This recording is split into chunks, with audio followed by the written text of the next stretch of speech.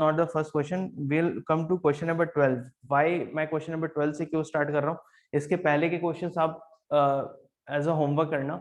12 के बाद से there are different patterns of questions. तो मैं चाहता हूँ कि ये 12 से लेकर के आगे के 3-4 questions को मैं cover कर लूँ ताकि हर एक pattern जो है वो cover हो जाए. और else I'll have to pick and choose from question number 1 and 2 इस टाइप से. तो बिल्कुल क्वेश्चन स्टार्टिंग के जो 5 क्वेश्चन है उसकी जैसा है ये वाला क्वेश्चन एग्जैक्टली सेम. तो आप एक बार इसको करो.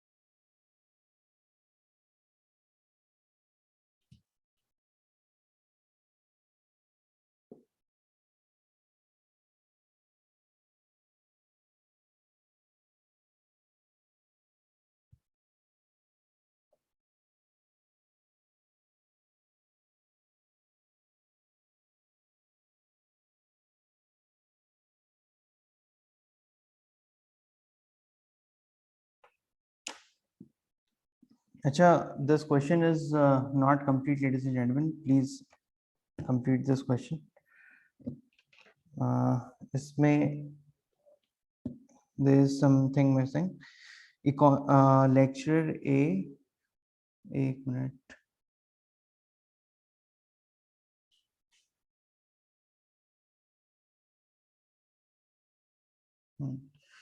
Lecturer A who is specialized in economics does not belong to Hyderabad. यहाँ पे होगा. ठीक है. फिर there is a sixth statement. वो बोलता है lecturer F who is specialized in commerce belongs to Srinagar.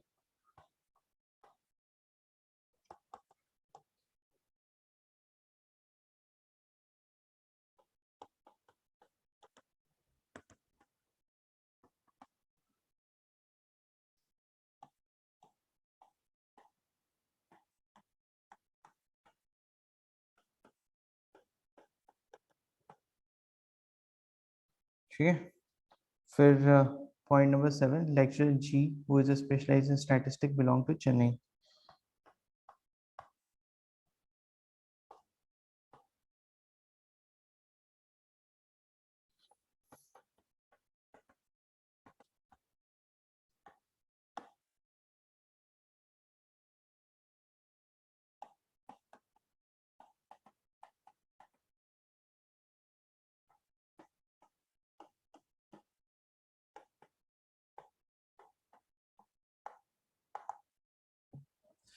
ठीक है, ये 7 स्टेटमेंट्स दिए हुए हैं. अब करो इसको।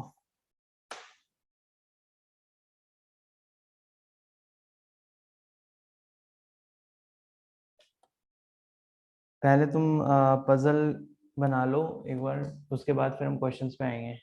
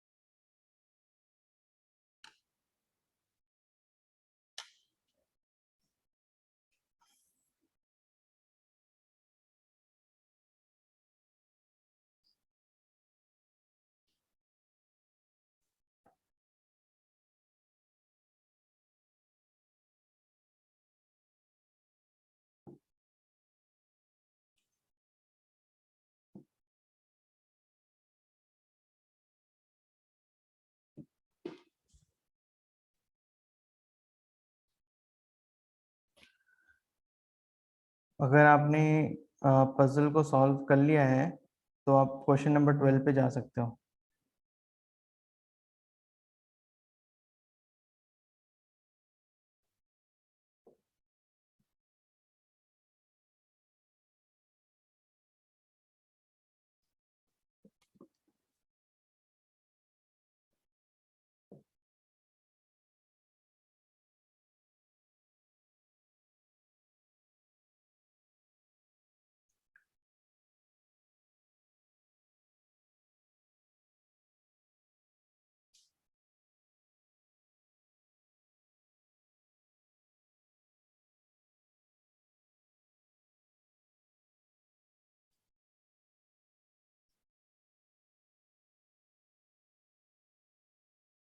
यश का आंसर है 12 का बी।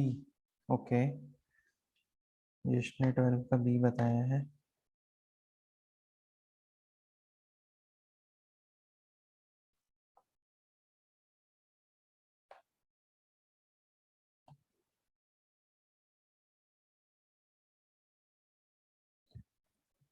कोई बात नहीं है, you can take your time. बहुत उसकी बात नहीं है। इस पजल्स को सॉल्व करने में थोड़ा टाइम लगता है, और जब आप पहला ऐसा एक दो तीन क्वेश्चन करोगे तो टाइम लगेगा इसमें ऑब्वियसली। बट देन आप एक बार इसमें टाइम लगाते हो तो आपके एटलीस्ट तीन क्वेश्चन तो सॉल्व होकर के ही निकलते हैं ना। तो there it's worth giving time to this.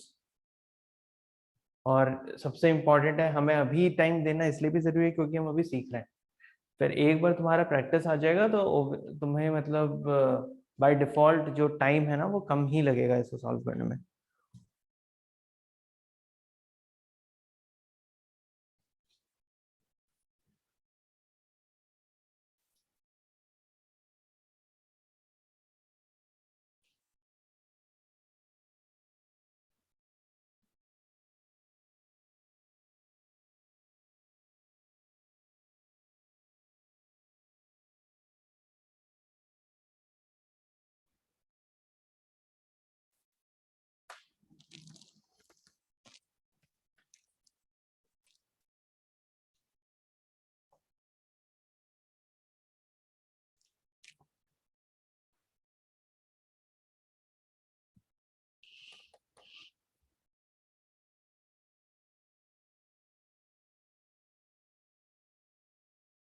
Faizan का भी आंसर है बी। ओके,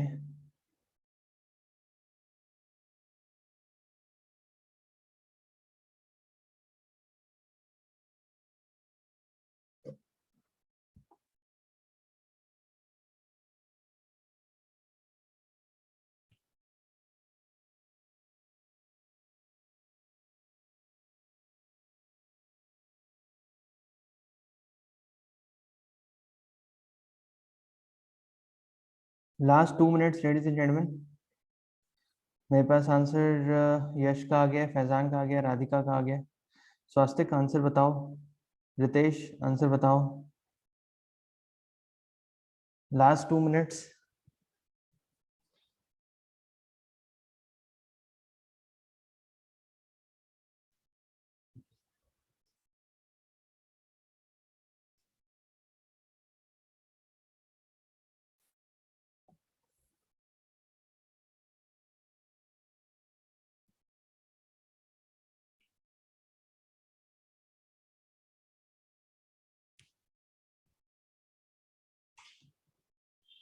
जैसे तुम लोग ये जो आंसर बता रहे हो वो ऑप्शन बता रहे हो कि वो बता रहे हो?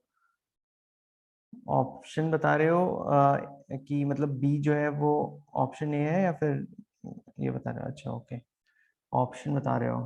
ठीक है, ठीक है। यश, तुम्हारा भी ऑप्शन है क्या? मैंने तुम्हारे आंसर को ये टिक करके रखा है।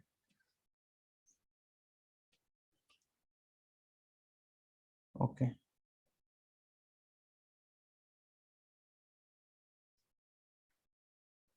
ज्योग्राफी का बी आंसर है। ओके,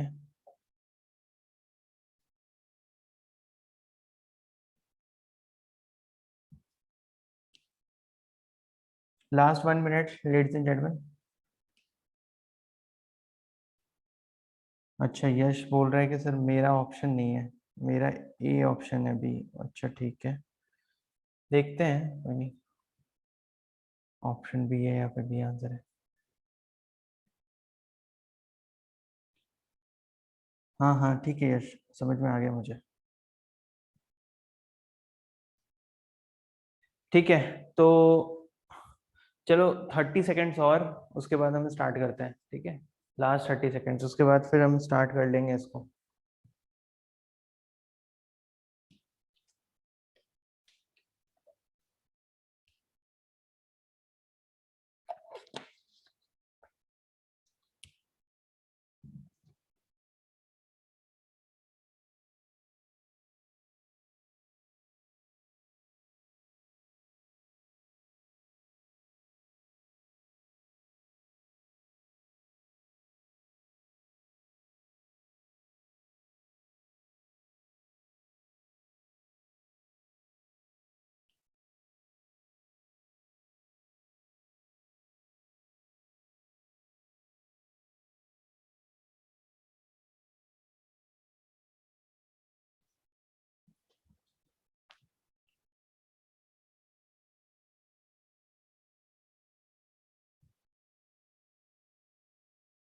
नहीं फैजान, कल मैं नहीं आऊँगा।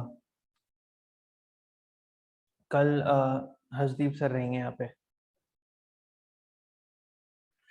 चलो इसको हम सॉल्व करना भी स्टार्ट करते हैं, ठीक है। Let's start. तो मैं इसको कैसे कर लूँ, मैं जूम कर लेता हूँ थोड़ा। ओके एंड चलो कोई नहीं, हम पन्ना पलट पलट के कर लेंगे। सबसे पहले यहाँ पे क्या क्या दिया हुआ है, पहले क्वेश्चन में इस टाइप का कभी भी पजल का क्वेश्चन है ना, तो मेरा जो जो मुझे बेस्ट लगता है वो ये है कि मैं एक टेबल बनाता हूँ, ठीक है, उसको टेबुलर फॉर्म में लिखता हूँ, तो मेरे लिए इजी होता है वो, ठीक है। तो मैं सबसे पहले टेबल बना लूंगा और टेबल में ये देखेंगे कि क्या क्या मतलब उसके एंटिटीज हैं, ठीक है।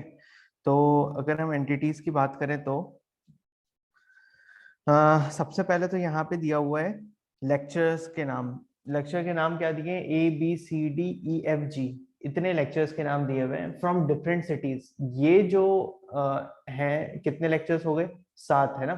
ये सातों लेक्चर्स अलग अलग सिटीज से हैं। कितने सिटीज दिए, 1 2 3 4 5 6 7 है ना, 7 cities, but not necessarily in the same order. इसका मतलब ये मत समझ लेना कि भाई ए दिया है तो वो हैदराबाद से ही होगा, बी दिया है तो वो दिल्ली से ही होगा, ठीक है, सी दिया है तो शिलोंग से होगा, ऐसा नहीं है।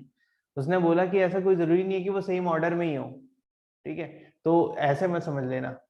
Who participated in a conference, जिन्होंने कि कॉन्फ्रेंस में पार्टिसिपेट किया, इन सब ने अलग अलग शहर से आए, अलग अलग लेक्चर्स, और इन्होंने कॉन्फ्रेंस में पार्टिसिपेट किया है। ये क्वेश्चन क्या बोलता है, each one of them is specialised in different subject. हर कोई अलग अलग सब्जेक्ट्स में स्पेशलाइज्ड है। जैसे कि विज का मतलब होता है विच इज, ठीक है, जो कि है क्या क्या, geography, commerce and history, sociology, geography, mathematics and statistic. Again not necessarily in the same order. इसका मतलब ये मत समझ लेना कि भाई ए हैदराबाद से बिलोंग करता है और उसका इकोनॉमिक सब्जेक्ट नहीं, ऐसा कुछ नहीं है। अब यहां तक तो उसने सिनेरियो समझा दिया कि 7 अलग अलग लोग 7 अलग अलग शहर से आ रहे हैं और 7 अलग अलग उनके ऑप्शनल्स हैं, यानी ऑप्शनल्स इन द सेंस कि उनके स्पेशलाइजेशंस हैं कोई किसी पर्टिकुलर सब्जेक्ट में, ठीक है। अब यहाँ पे इन्होंने 7 स्टेटमेंट्स दे के रखे हैं, ठीक है। इन 7 स्टेटमेंट ये अब मुझे क्या करना है कि क्वेश्चंस पूछे जा रहे हैं मुझे आगे, जैसे कि क्वेश्चन क्या है, हु स्पेशलाइज्ड इन ज्योग्राफी, इसमें से बताओ ज्योग्राफी से कौन स्पेशलाइज्ड है। तो अगर हमें जानना है तो हमें इस पजल को सॉल्व करना पड़ेगा, जिस पजल में इन्होंने दिए 7 कंडीशंस, ठीक है। यानी कि ये कंप्लीटली तुम्हारा लॉजिकल रीजनिंग चेक कर रहा है, ठीक है, तुम कहां तक अपना लॉजिक लगा पा रहे हो। तो पजल्स को सॉल्व करने का सबसे सिंपल तरीका है कि तुम सबसे पहले कंपोनेंट्स लिख लो। फॉर एग्जांपल मैं यहाँ पे सबसे पहले तो लिखता हूँ पर्सन, कौन से लोग हैं, दिस ये हो गए पर्सन, ठीक है। उसके बाद फिर अगला मैं ले लेता हूँ सिटी, कि वो कौन से सिटी से आ रहे हैं, और फिर मैं इसके बाद ले लेता हूँ सब्जेक्ट, कि उनके सब्जेक्ट कौन से हैं। ओके, पर्सन कौन कौन से, ए है, बी है, सी, डी, ई, एफ एंड जी, ठीक है, इतने लोग हैं। ओके, अब हम एक एक स्टेटमेंट पढ़ेंगे और हम इस टेबल में उस डेटा को डालने की कोशिश करेंगे। ओके, सबसे पहला क्या बोलता है कि lecturer from Kanpur is specialize in geography. अच्छा, इसका कहना है कि भाई एक लेक्चरर है जो कि कानपुर से है, वो ज्योग्राफी में स्पेशलाइज्ड है, लेकिन वो कौन से लेक्चरर की बात कर रहा है वो तो पता ही नहीं है। तो कोई नहीं, हम इस डेटा को यहाँ पे बगल में लिख के रख लेते हैं कि भाई जो कानपुर सिटी है उसके साथ हम ज्योग्राफी को मैप करेंगे बाद में, ठीक है। तो कानपुर वाला जो है वो ज्योग्राफी के लिए हमने रिजर्व करके ऊपर में रख लिया है अभी। अगले स्टेटमेंट में आते हैं, वो क्या बोलता है, lecturer D is from Shillong. अच्छा, डी कहाँ से, शिलोंग से, तो मैं यहाँ पे शिलोंग लिख लेता हूँ कि ये शिलोंग से है। अच्छा, अगला क्या बोल रहे हैं, lecturer C belongs from Delhi and is specialised in sociology. अच्छा, इसने तो पूरा का पूरा एक बढ़िया वाला स्टेटमेंट दे दिया है यहाँ पे, तो हम वो लिख लेते हैं कि लेक्चर सी जो है कहाँ से है, वो दिल्ली से है और उसका सब्जेक्ट क्या है, सोशियोलॉजी। ठीक है, तो वो दिल्ली से बिलोंग करता है और स्पेशलाइज्ड इन सोशियोलॉजी है। इसके बाद क्या बोलता है, lecturer B is specialize in neither history nor mathematics. जो लेक्चरर बी है उसका ना तो हिस्ट्री सब्जेक्ट है, history is not there and mathematics is not there. ठीक है, तो मैंने इसको कट करके यहाँ पे लिख लिया कि इस वाले ब्लैंक में हिस्ट्री और मैथ्स के अलावा कोई सब्जेक्ट आएगा, बट हिस्ट्री और मैथ्स तो भैया नहीं आएगा। ठीक है, इसके बाद अगला क्या बोल रहे हैं, बोलते हैं lecturer A who is specialised in economics does not belong to Hyderabad. अच्छा, इसका कहना है कि जो लेक्चरर ए है ना वो इकोनॉमिक्स में स्पेशलाइज तो है, मतलब इसका कहना है कि ये इकोनॉमिक्स में स्पेशलाइज तो है, बट ये बंदा कौन सी सिटी से बिलोंग नहीं करता, हैदराबाद से बिलोंग नहीं करता, तो यहाँ पे हैदराबाद नहीं आएगा। ठीक है, ये समझ में आया। इसके बाद अगला स्टेटमेंट क्या बोलते हैं, बोलते हैं lecturer F who specialize in commerce belongs to Srinagar. Again बहुत कंप्लीट स्टेटमेंट देके रखा है, तो हम वैसे ही ले लेते हैं। लेक्चरर एफ हो गया, कहां से बिलोंग कर रहा है वो, श्रीनगर से, और सब्जेक्ट क्या है, कॉमर्स। तो F from Srinagar and subject is commerce. ठीक है, कोई दिक्कत नहीं है। इसके बाद अगला स्टेटमेंट क्या बोलता है, lecturer G who specialize in statistics belongs to Chennai. इसका कहना है लेक्चरर जी जो है उसका सब्जेक्ट है स्टैटिस्टिक, और ये बंदा कौन सी सिटी से आ रहा है, ये बंदा आ रहा है चेन्नई से। तो हमें इतना डेटा यहाँ पे दिया हुआ है। अगर इतना डेटा दिया हुआ है तो, और हमारे पास एक डेटा और दिया है पहले स्टेटमेंट, वो है कि भाई जो कानपुर वाला है ना वो ज्योग्राफी उसका सब्जेक्ट है। अच्छा, अगर मैं देखूं तो यहाँ पे अगर मैं देखूं तो क्या क्या बचा, यहाँ पे बचा हमारे पास एक हैदराबाद और एक कानपुर, दो ही सिटी बचे है ना। और हैदराबाद तो यहाँ पे नहीं आएगा, इसमें हैदराबाद नहीं आएगा, तो हैदराबाद यहाँ पे ही आएगा क्योंकि दो ही बच्चे हैं। तो अगर यहाँ हैदराबाद आएगा तो यहाँ क्या आएगा, यहाँ पे, सॉरी एक सिटी यहाँ पे भी बचा है ना, तो वी हैव व्हाट, ई में भी बचा है, और हमारे पास ए में बचा है, और हमारे पास बी में बचा है, बी में बचा है। ठीक है, ओके, तो मैं इसको डिलीट करता हूँ पहले, तो यहाँ पे हैदराबाद नहीं आएगा। अच्छा, हमारा हमारे टोटल सिटीज कितने हैं फिर, कौन सा सिटी यहाँ पे मिस हो रहा है, देखा जाए तो मुंबई भी एक में से है ना। तो हमारे पास एक हैदराबाद बचा, एक कानपुर बचा, और एक मुंबई बचा, एक मुंबई बचा। ठीक है, okay, one is Mumbai, Mumbai भी हम यहाँ पे लिख के रख लेते हैं। ओके, अब इसमें इसमें अगर मैं देखूं तो मुझे एक चीज ये समझ में आ रहा है कि भैया यहाँ पे हिस्ट्री और मैथ्स तो नहीं आएगा। अब ये क्या बोल रहा है, जिसके पास ज्योग्राफी है वो कानपुर से बिलोंग करता है। अब यहाँ पे अगर मैं देखता हूं, ठीक है, ये पर्सन ई जो है और ठीक है, पर्सन ई जो है इसका, और पर्सन बी, ये दोनों जो पोजीशंस हैं यहाँ पे हमारा ये आ सकता है डेटा है ना, कि या तो ये क्या बोलते हैं कानपुर से बिलोंग करेगा ज्योग्राफी, या फिर यहाँ पे कानपुर से बिलोंग करेगा और ज्योग्राफी। ठीक है, तो ये किस जगह पे आएगा तुम बताओ, where do you think it should come, obviously कहाँ पे आएगा,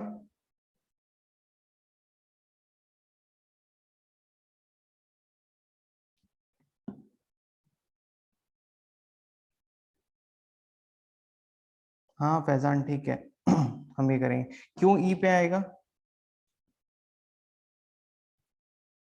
ई पे क्यों आएगा,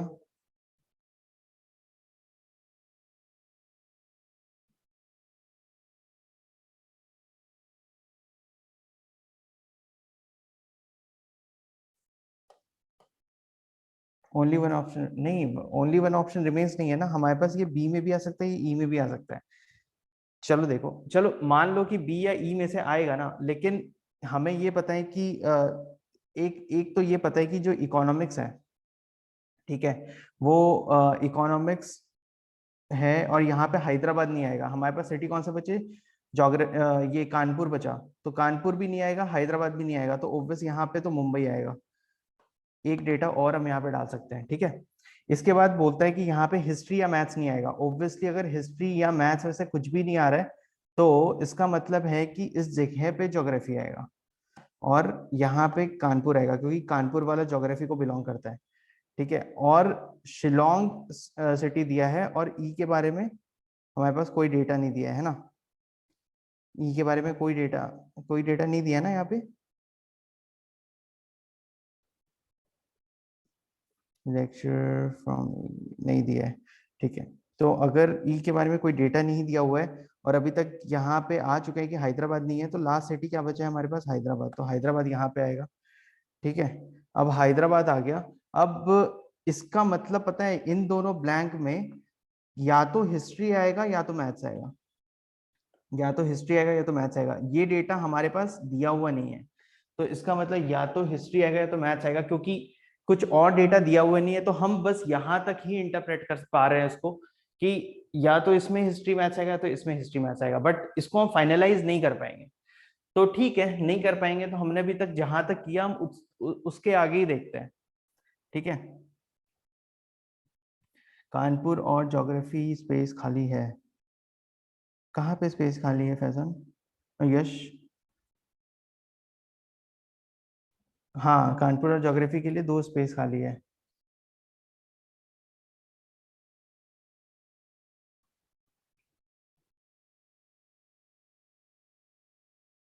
हाँ ठीक है, हो गया।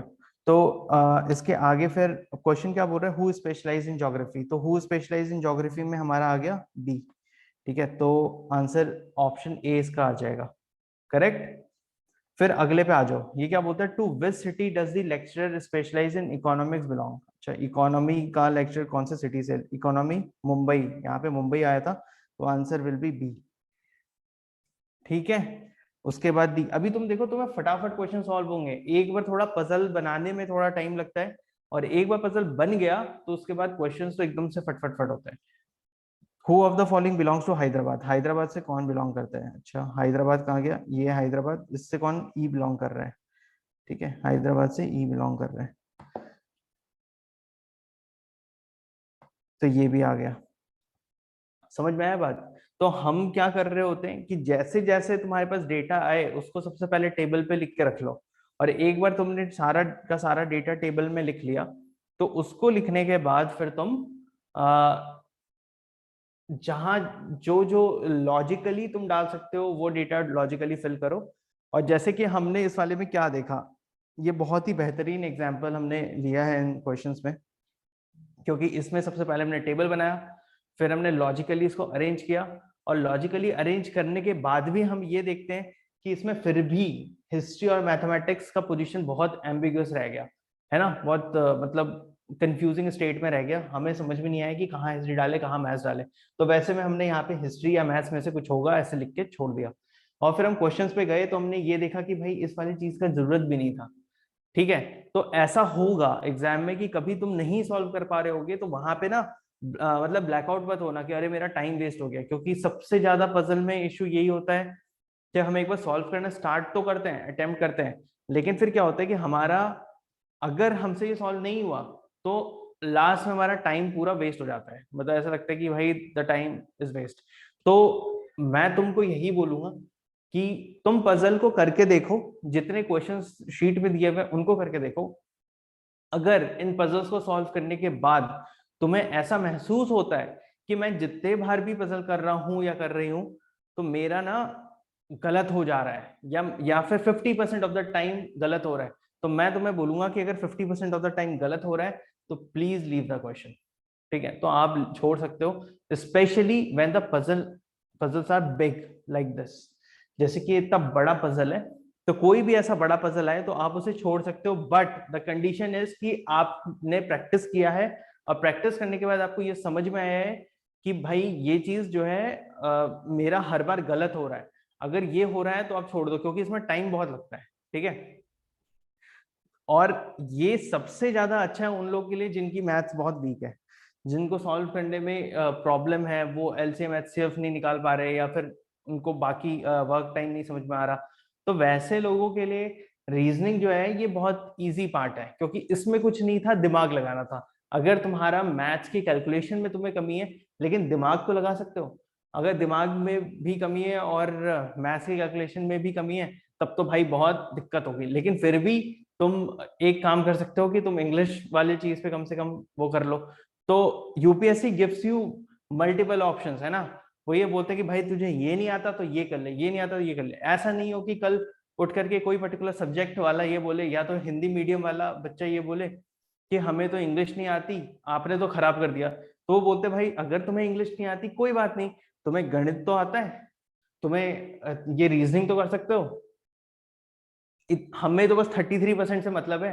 टोटल 4 पार्ट में बटा हुआ है पूरा पेपर, टोटल 4 पार्ट में बटा हुआ है।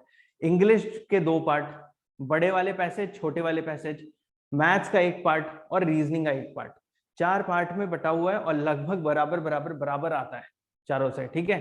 तो वैसे में, और इनका क्या कहना है, इनका ये कहना है कि भाई तुम्हारा 1 पार्ट कोई तुम अच्छे से स्ट्रॉन्ग कर लो और दूसरे पार्ट का आधा स्ट्रॉन्ग करो, समझे। उससे तुम इतना कर लेते हो ना तो भी हम खुश हैं, ऐसा बोलते हैं वो। ये भी नहीं बोलते कि भाई तुम्हें कोई 2 पोर्शन स्ट्रांग होना चाहिए, बोलते नहीं 1 पोर्शन स्ट्रांग रखो और किसी का आधा कर लो या सबसे थोड़ा थोड़ा थोड़ा कर लो, ऐसा बोलती है यूपीएससी, और हम तुम्हारा सीसैट क्लियर कर लेंगे।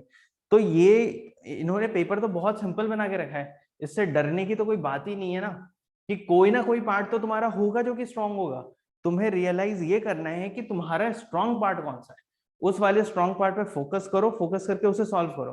फॉर एग्जाम्पल अगर मैं जाता हूँ तो मैं सबसे पहले मैथ्स का क्वेश्चन खोलता हूँ और मैं उसे सॉल्व करने की कोशिश करता हूँ, ठीक है। और मेरे आंसर्स आते हैं, मुझे मैथ्स सॉल्व करना इसलिए अच्छा लगता है क्योंकि मेरा अगर आंसर आया तो एकदम से सामने पता चलता है कि ए बी सी डी में क्या आंसर है। लेकिन अगर मैं इंग्लिश अटेम्प्ट करने जाता हूँ तो मुझे हर बार कोई ना कोई 2 ऑप्शन में कंफ्यूजन होती है। तो मेरा स्ट्रॉन्ग मैथ्स है तो मैं मैथ्स में जाता हूँ, उसके बाद मैं लॉजिकल रीजनिंग में जाता हूँ, उसके बाद मैं इंग्लिश के शॉर्ट पैसेजेस पे जाता हूँ और फिर इंग्लिश के लॉन्ग पैसेजेस पे जाता हूँ। तो वो मेरी स्ट्रेटेजी है। लेकिन कई बार ऐसा भी होता है कि मैं मैथ्स के क्वेश्चन कर रहा होता हूँ और मैंने पहले 3 या 4 क्वेश्चन किए तो मुझे लगता है कि यार ये तो बहुत डिफिकल्ट हो रहे हैं, क्वेश्चन कुछ ज्यादा ही अजीब से आ गए। सपोज कर लो कि हमने जैसे कि प्रोबेबिलिटी टॉपिक नहीं लिया, हमने परम्यूटेशन कॉम्बिनेशन टॉपिक नहीं लिया, लेकिन क्या परम्यूटेशन कॉम्बिनेशन प्रोबेबिलिटी से क्वेश्चन नहीं आते? आते हैं, क्वेश्चन आता है, लेकिन कब आता है? एक क्वेश्चन आएगा 3 साल के बाद, ठीक है। 2 साल के बाद एक क्वेश्चन प्रोबेबिलिटी पे आएगा। तो वैसे टॉपिक को हमने इसलिए स्किप किया डेलिबरेटली कि भाई उसमें तुम्हें अपना टाइम वेस्ट नहीं करना, ठीक है, उसको करके कोई मतलब नहीं है, क्योंकि उस अगर तुम उसको पढ़ने जाते हो और वो ज्यादा इंपॉर्टेंट नहीं है तो तुम क्यों फोकस करोगे। फॉर एग्जाम्पल अगर एंशियंट इंडियन हिस्ट्री से बहुत ज्यादा क्वेश्चंस नहीं आते तो तुम लास्ट में रिवाइज करके तो मॉडर्न इंडियन हिस्ट्री जाओगे ना, कि भाई जितना हो सके मैं, मेरे को पता है कि 1857 से ज्यादा क्वेश्चन आएगा, मेरे को पता है कि सोशियो इकोनॉमिक रिफॉर्म से ज्यादा क्वेश्चन आएगा, पता है कि 1885 से 1947 तक ज्यादा क्वेश्चन आएगा, तो मैं उस पार्ट को ज्यादा बार रिवाइज करके जाऊंगा, ठीक है। मैं वैसे पार्ट पे क्यों फोकस करूंगा जिसपे, वो भी लास्ट समय में, जिसपे कि मेरे चांसेस कम है क्वेश्चंस आने के। तो इसीलिए deliberately we have dropped off these topics like permutation combination probability because these are tough topics and next questions are come are very less, ठीक है। तो इस टाइप का चीज है। तो बस मैं रीजनिंग के लिए, पजल्स के लिए आपको यही बोलना चाहता हूँ, if you are confident enough go ahead and attempt it, but if you are not confident enough still I would suggest कि तुम जो छोटे वाले पजल्स है एटलीस्ट उसको कर लो, बड़े पजल्स को नहीं भी होता है तो छोड़ सकते हो, ठीक है। चलो अभी हम नेक्स्ट पजल पे आते हैं। देखो ये वाले पजल को करके देखो, आई थिंक ये थोड़ा सा ज्यादा इजी होगा compare to previous one.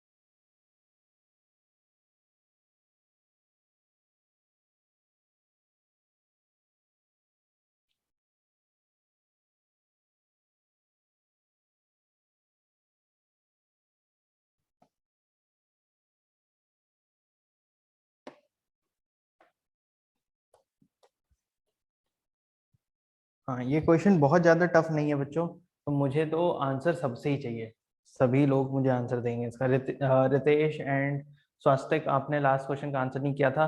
I want you to answer this question. Good Radhika, हम आंसर पे आएंगे थोड़ी देर में।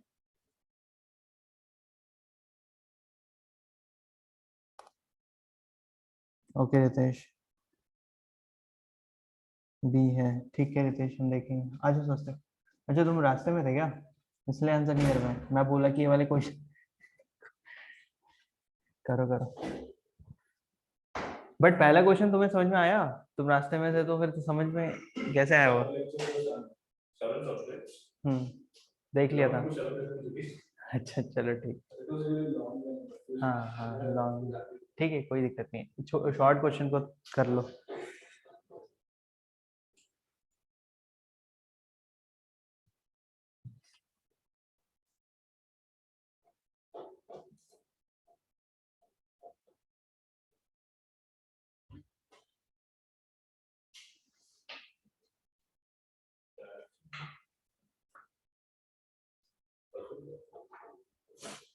क्वेश्चन इसके बाद दिया हुआ है, क्वेश्चन 15 तुम्हारे शायद शीट में एक साथ होगा, मेरे स्लाइड में अगले स्लाइड पे क्वेश्चन है। डेटा इंटरप्रिटेशन अभी हम करेंगे थोड़ी देर में, इसके 2-4 क्वेश्चन करने के बाद डेटा इंटरप्रिटेशन स्टार्ट करते हैं। पजल का, हाँ। डेटा इंटरप्रिटेशन में ना पाई चार्ट, बार ग्राफ, ये चीजें आती है। हालांकि है तो ये भी इंटरप्रिटेशन ही, डेटा ही दिया है, लेकिन इसको पजल बोलते हैं। ये सब अंग्रेजी के शब्द हैं, हमें क्या करना, टॉपिक के नाम से क्वेश्चन दिखे सॉल्व करना है बस। हाँ, कल नहीं हूँ, हर्षदीप सर पढ़ाने वाले हैं। इंग्लिश पढ़ाएंगे और बताएंगे प्रीलिम्स की स्ट्रेटेजी कैसे करना है। एक्चुअली क्या है ना कि पहले हमारा जो सी सेट था वो इसका जो टाइमलाइन था 20 डेज का, तो ये हमने डिफाइन किया था 20 डेज, बट देन क्या हुआ कि 20 डेज अब संडे को एग्जाम रहता है, मंडे तक एक्सटेंड हो रहा है, और तुम्हारे एग्जाम भी बहुत पास में आ रहे हैं। तो फिर हमने ये प्लान किया कि इसको कट शॉर्ट करके हम सैटरडे तक लेके जाते हैं, और फिर हमने प्लान किया कि इसको कट शॉर्ट करके हम फ्राइडे पे खत्म करेंगे, ताकि सैटरडे को एक बार स्ट्रैटेजीज एंड ऑल तुम्हारे साथ डिस्कस हो जाए, तो तुम्हारे पास सॉलिड 20 डेज तुम्हारे हाथ में बचेंगे। तो फिर वो 20 डेज में तुम अपना खुद को कर सकते हो ना, स्ट्रैटेजी बना सकते हो, भाई रिवीजन करना है, ये करना है, वो करना है सब्जेक्ट। तो इसलिए, और 20 डेज इज बहुत इनफ है यार, बहुत इनफ है रिवीजन करने के लिए, ठीक है। ऐसा होता है कि जब आखिरी दिन में रहते हैं, तो आखिरी दिन में तो हम सारे सब्जेक्ट रिवाइज कर रहे होते हैं 2 दिन में। मतलब पॉलिटी ऐसे होता है अपना कि भाई आधे घंटे में पूरा पॉलिटी रिवाइज हो जाता है, क्योंकि हमें पता रहता है कहाँ पे क्या पढ़ना है। मुझे कौन से में डाउट है, कॉन्स्टिट्यूशनल बॉडीज में मुझे अगर डाउट होता है कि किसका कितने टर्म के लिए होता है, ये क्या रहता है, तो मैं उन चीजों को रिवाइज कर रहा होता हूँ, है ना, तो वो चीज है। 20 डेज इज इनफ, बढ़िया से स्ट्रेटेजाइज करो अपना और करो तैयार। हाँ कल सेम टाइम ही होगा, बट मोस्ट प्रोबेबली फैजान तुम्हें हरदीप से जो है वो अपडेट दे देंगे इस बारे में, मोस्ट प्रोबेबली सेम टाइम होना चाहिए। हाँ क्या बोल रहे थे स्वास्थ्य? हाँ हाँ बिल्कुल।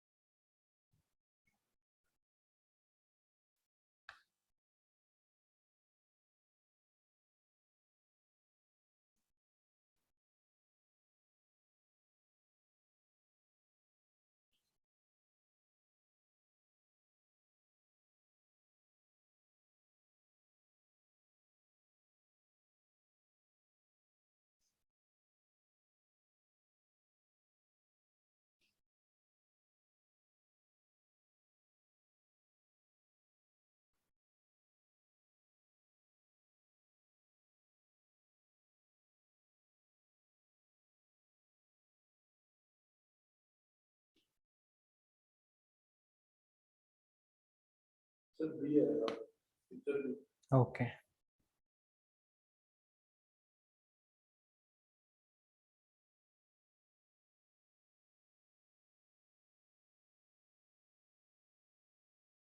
ठीक है, तो I have got answers from Faizan, I got answer from Swastik, Faizan बोल रहा है कि सर बी और डी में कंफ्यूजन है, बट बी आंसर उसने फाइनल कर दिया। रितेश का बी आंसर आया है, राधिका का बी आंसर आया है। यश तुम्हारा आंसर क्या है? यश का आंसर नहीं है अभी तक, यश का आंसर भी बी है। चलो ठीक है, फिर अभी इस क्वेश्चन को हम देखते हैं सॉल्व करके कि ये क्वेश्चन कैसे होने वाला है। बहुत ही सिंपल क्वेश्चन है। देखो अभी मैं पजल के बारे में बात कर रहा था, जिसमें मैं यही बता रहा था कि अगर बहुत ज्यादा टफ हो, लग रहा हो टाइम वेस्ट, तो हम लॉन्ग पजल को छोड़ेंगे। लेकिन देखो छोटा पजल कितना ही मतलब पूरे एकदम सस्ता सा पजल है ये, ठीक है, बिल्कुल एकदम हल्का। इसको हम देखेंगे तो यहाँ पे सीधा सा दिया हुआ है कि 5 टीचर है, ए बी सी डी और ई। 5 टीचर इन लोगों ने दिया है और ये बोलते हैं कि ए एंड बी जो है वो हिंदी एंड इंग्लिश पढ़ा रहे हैं, वो हिंदी एंड इंग्लिश पढ़ा रहे हैं। तो ठीक है, ए और बी दोनों हिंदी पढ़ा रहे हैं, हिंदी, और इंग्लिश पढ़ा रहे हैं, इंग्लिश, ठीक है। अबे यार क्या लिख दिया मैंने, इंग्लिश और हिंदी, ठीक है, दोनों ही हिंदी और इंग्लिश पढ़ा रहे हैं। अच्छा, इसके बाद बोलता है अगला स्टेटमेंट क्या, पहला स्टेटमेंट ये हो गया। दूसरा बोलता है ए हाँ, C and B teach English and geography. अब बोल रहे हैं कि जो सी और बी है, C and B, C and B they teach English and geography. B तो ऑलरेडी इंग्लिश पढ़ा रहा है, वो हमें पता ही है, तो ये इंग्लिश और ज्योग्राफी पढ़ा रहा है, इसका मतलब ये ज्योग्राफी भी पढ़ा रहा है। चलो ठीक है, टीचर भी ज्योग्राफी भी पढ़ा रहा है। इसके बाद क्या बोलते हैं, D and A teach mathematics and Hindi. अब बोलता है कि भाई ये जो डी और ए हैं वो मैथ्स और हिंदी पढ़ा रहे हैं, डी और ए वाले पढ़ा रहे हैं मैथ्स और हिंदी। तो ये पढ़ा रहे हैं, डी मैथ्स पढ़ा रहा है और हिंदी पढ़ा रहा है, और ए भी जो है वो भी हिंदी तो पहले से पढ़ा रहा था, मैथ्स भी मैं लिख देता हूँ कि मैथ्स भी पढ़ा रहा है। और लास्ट में क्या लिख रहा है, E and B teach history and French. E जो है वो क्या पढ़ा रहा है, हिस्ट्री पढ़ा रहा है, मैथ्स पढ़ा रहा है, अबे यार हिस्ट्री एंड फ्रेंच पढ़ा रहा है, सॉरी, ये हिस्ट्री पढ़ा रहा है और फ्रेंच पढ़ा रहा है, फ्रेंच। ओके। और अगर हम देखें तो ई एंड बी बोल रहे हैं ना, तो बी भी फ्रेंच पढ़ा रहा होगा, क्योंकि हिस्ट्री, अरे हिस्ट्री भी पढ़ा रहा होगा, है ना। तो देखो इसमें क्वेश्चन ये पूछा इन्होंने, अगला क्वेश्चन देखते हैं। इन्होंने क्वेश्चन ये पूछा, who teachers maximum number of subjects, सबसे ज्यादा नंबर ऑफ सब्जेक्ट्स कौन पढ़ाता है। देख रहे हो यूपीएससी की, यूपीएससी को देख रहे हो नम हाँ, उसको भी पता है कि फालतू टाइम वेस्ट मत करो, सीधा सीधा आंसर करो, ठीक है। तो कौन सबसे ज्यादा सब्जेक्ट पढ़ा रहा है, तो हमें पता चल रहा है कि बी जो है वो 1 2 3 4 5 सब्जेक्ट पढ़ा रहा है। मेरे को लगता है कि सबके सब्जेक्ट्स बी पढ़ा रहा है, ऐसा टीचर है सारे पढ़ा देगा, इसको बैठा दो एक सारे क्लास में, कोई कुछ भी पढ़ा देगा। हाँ कुछ भी पढ़वा लो मुझसे, मैं सब पढ़ा दूंगा ठीक है। तो भाई, तो इसका आंसर हो जाएगा तुम्हारा बी, ठीक है, कि B teachers maximum subjects. Easy था ना ये, बहुत बहुत इजी था ना, यूपीएससी का ही आया हुआ क्वेश्चन है, ठीक है। तो वही है कि हमें मतलब इस टाइप से स्ट्रेटेजाइज करना है कि भाई छोटे क्वेश्चन तो हम करेंगे पजल के, क्योंकि आसान है, मैथ्स नहीं है, कुछ नहीं है, दिमाग भी नहीं लगाने ज्यादा। अच्छा ये वाला क्वेश्चन करके देखो अभी, अगला क्वेश्चन।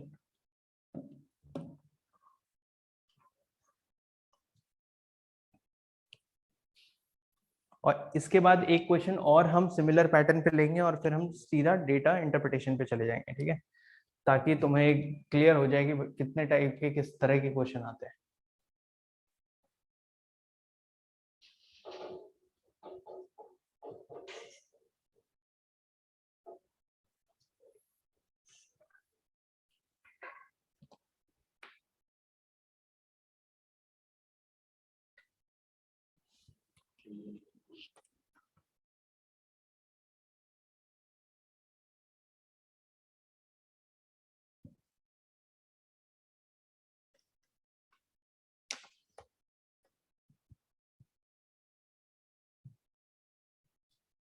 अब मैं तुम्हें बताऊं ना, तो इसके लिए तो बिल्कुल सोचा ही मत करो, यूपीएससी ना बहुत सिंपल है, ठीक है, सिंपल है बहुत, इसको निकालना आसान है। केवल और केवल क्या चाहिए कि तुम्हारा रिवीजन कैसा है, वो उस चीज की बहुत ज्यादा जरूरत है यहाँ पे, कि तुम कैसे कितने मतलब रिवीजन कर पा रहे हो, कितना ज्यादा अपने टाइम को मैनेज कर पा रहे हो, बस तुम्हारा क्लियर हो जाएगा।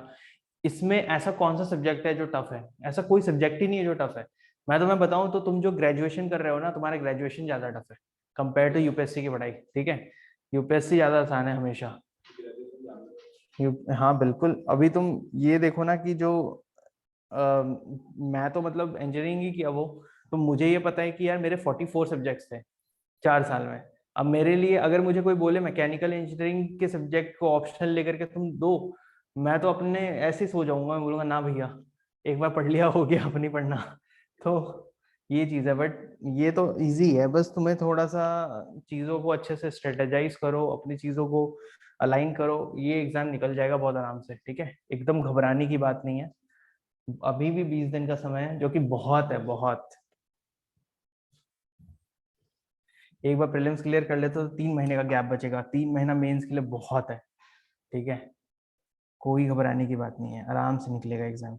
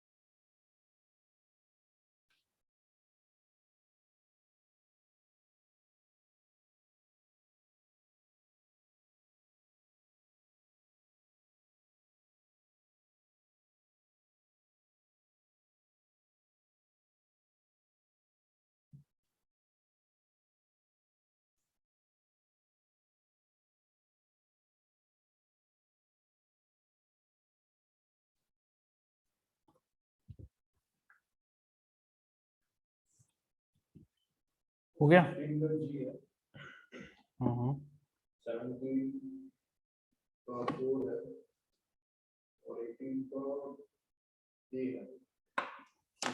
अच्छा रुक जाओ, 16 17 18, ठीक है, 3 क्वेश्चन है ना।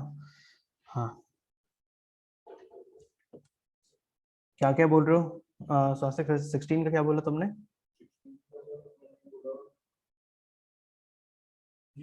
16 का जी, ओके। हाँ ओ सॉरी, हाँ। इसके बाद 17 का क्या बोला? 17 का 4 बोला, और 18 का? 18 का ए सी तो नहीं है यार, ए ई आ रहा है यहाँ पे। ऑप्शन ए ना, ई?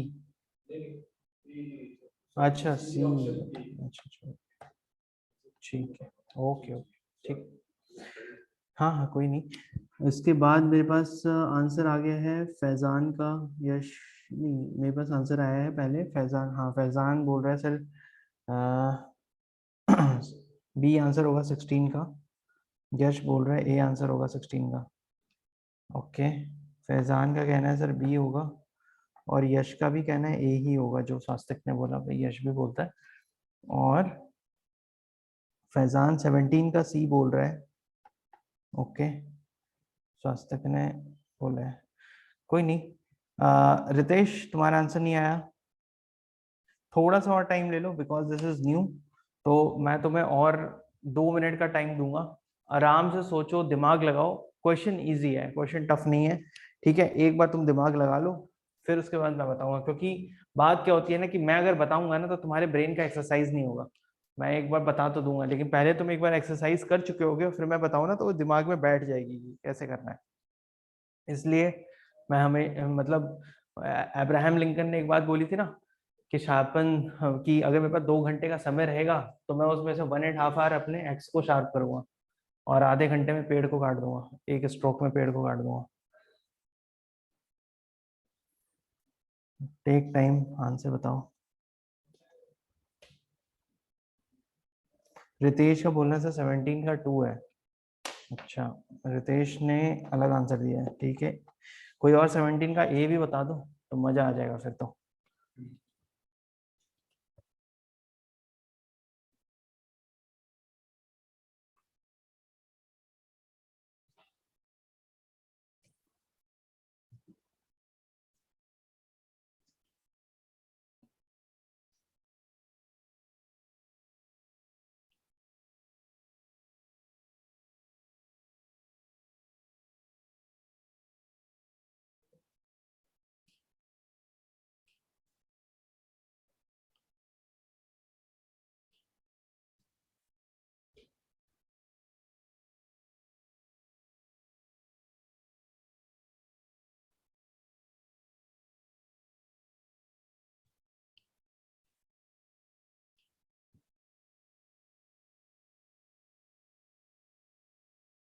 हर्षदीप सर हिस्ट्री और पॉलिटी दोनों पढ़ाते हैं, अब बस पॉलिटी पढ़ाते हैं?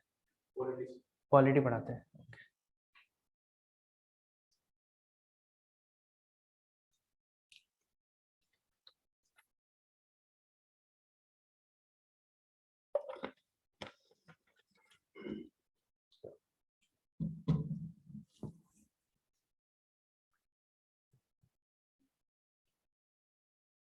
30 seconds more and we will move to the solution.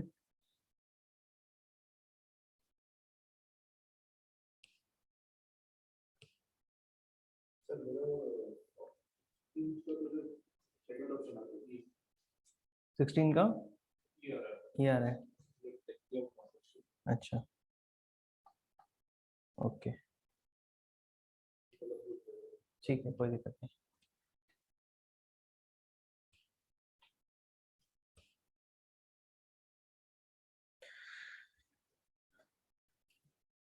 चलो फिर let's start solving this question, ठीक है? उसको देखते हैं। किसी और का आंसर नहीं आया, क्या हो गया राधिका? आंसर क्यों नहीं आया तुम्हारा इसका? कंफ्यूज हो रही हो? यश 18 का ए है, ठीक है कोई नहीं।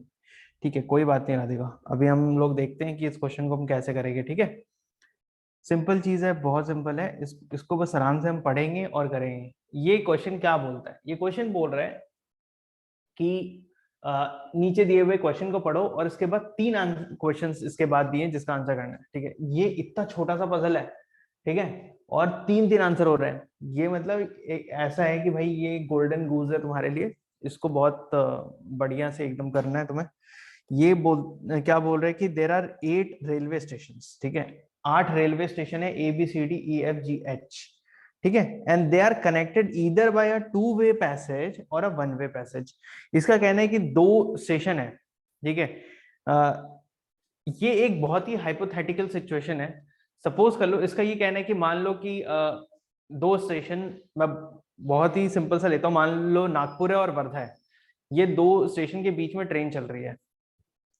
एक ट्रेन ऐसी है जैसे कि नागपुर से वर्धा के बीच में ना बस सिंगल पैसेज है। सिंगल पैसेज का मतलब ट्रेन नागपुर से वर्धा तो जाएगी लेकिन वर्धा से नागपुर नहीं आएगी।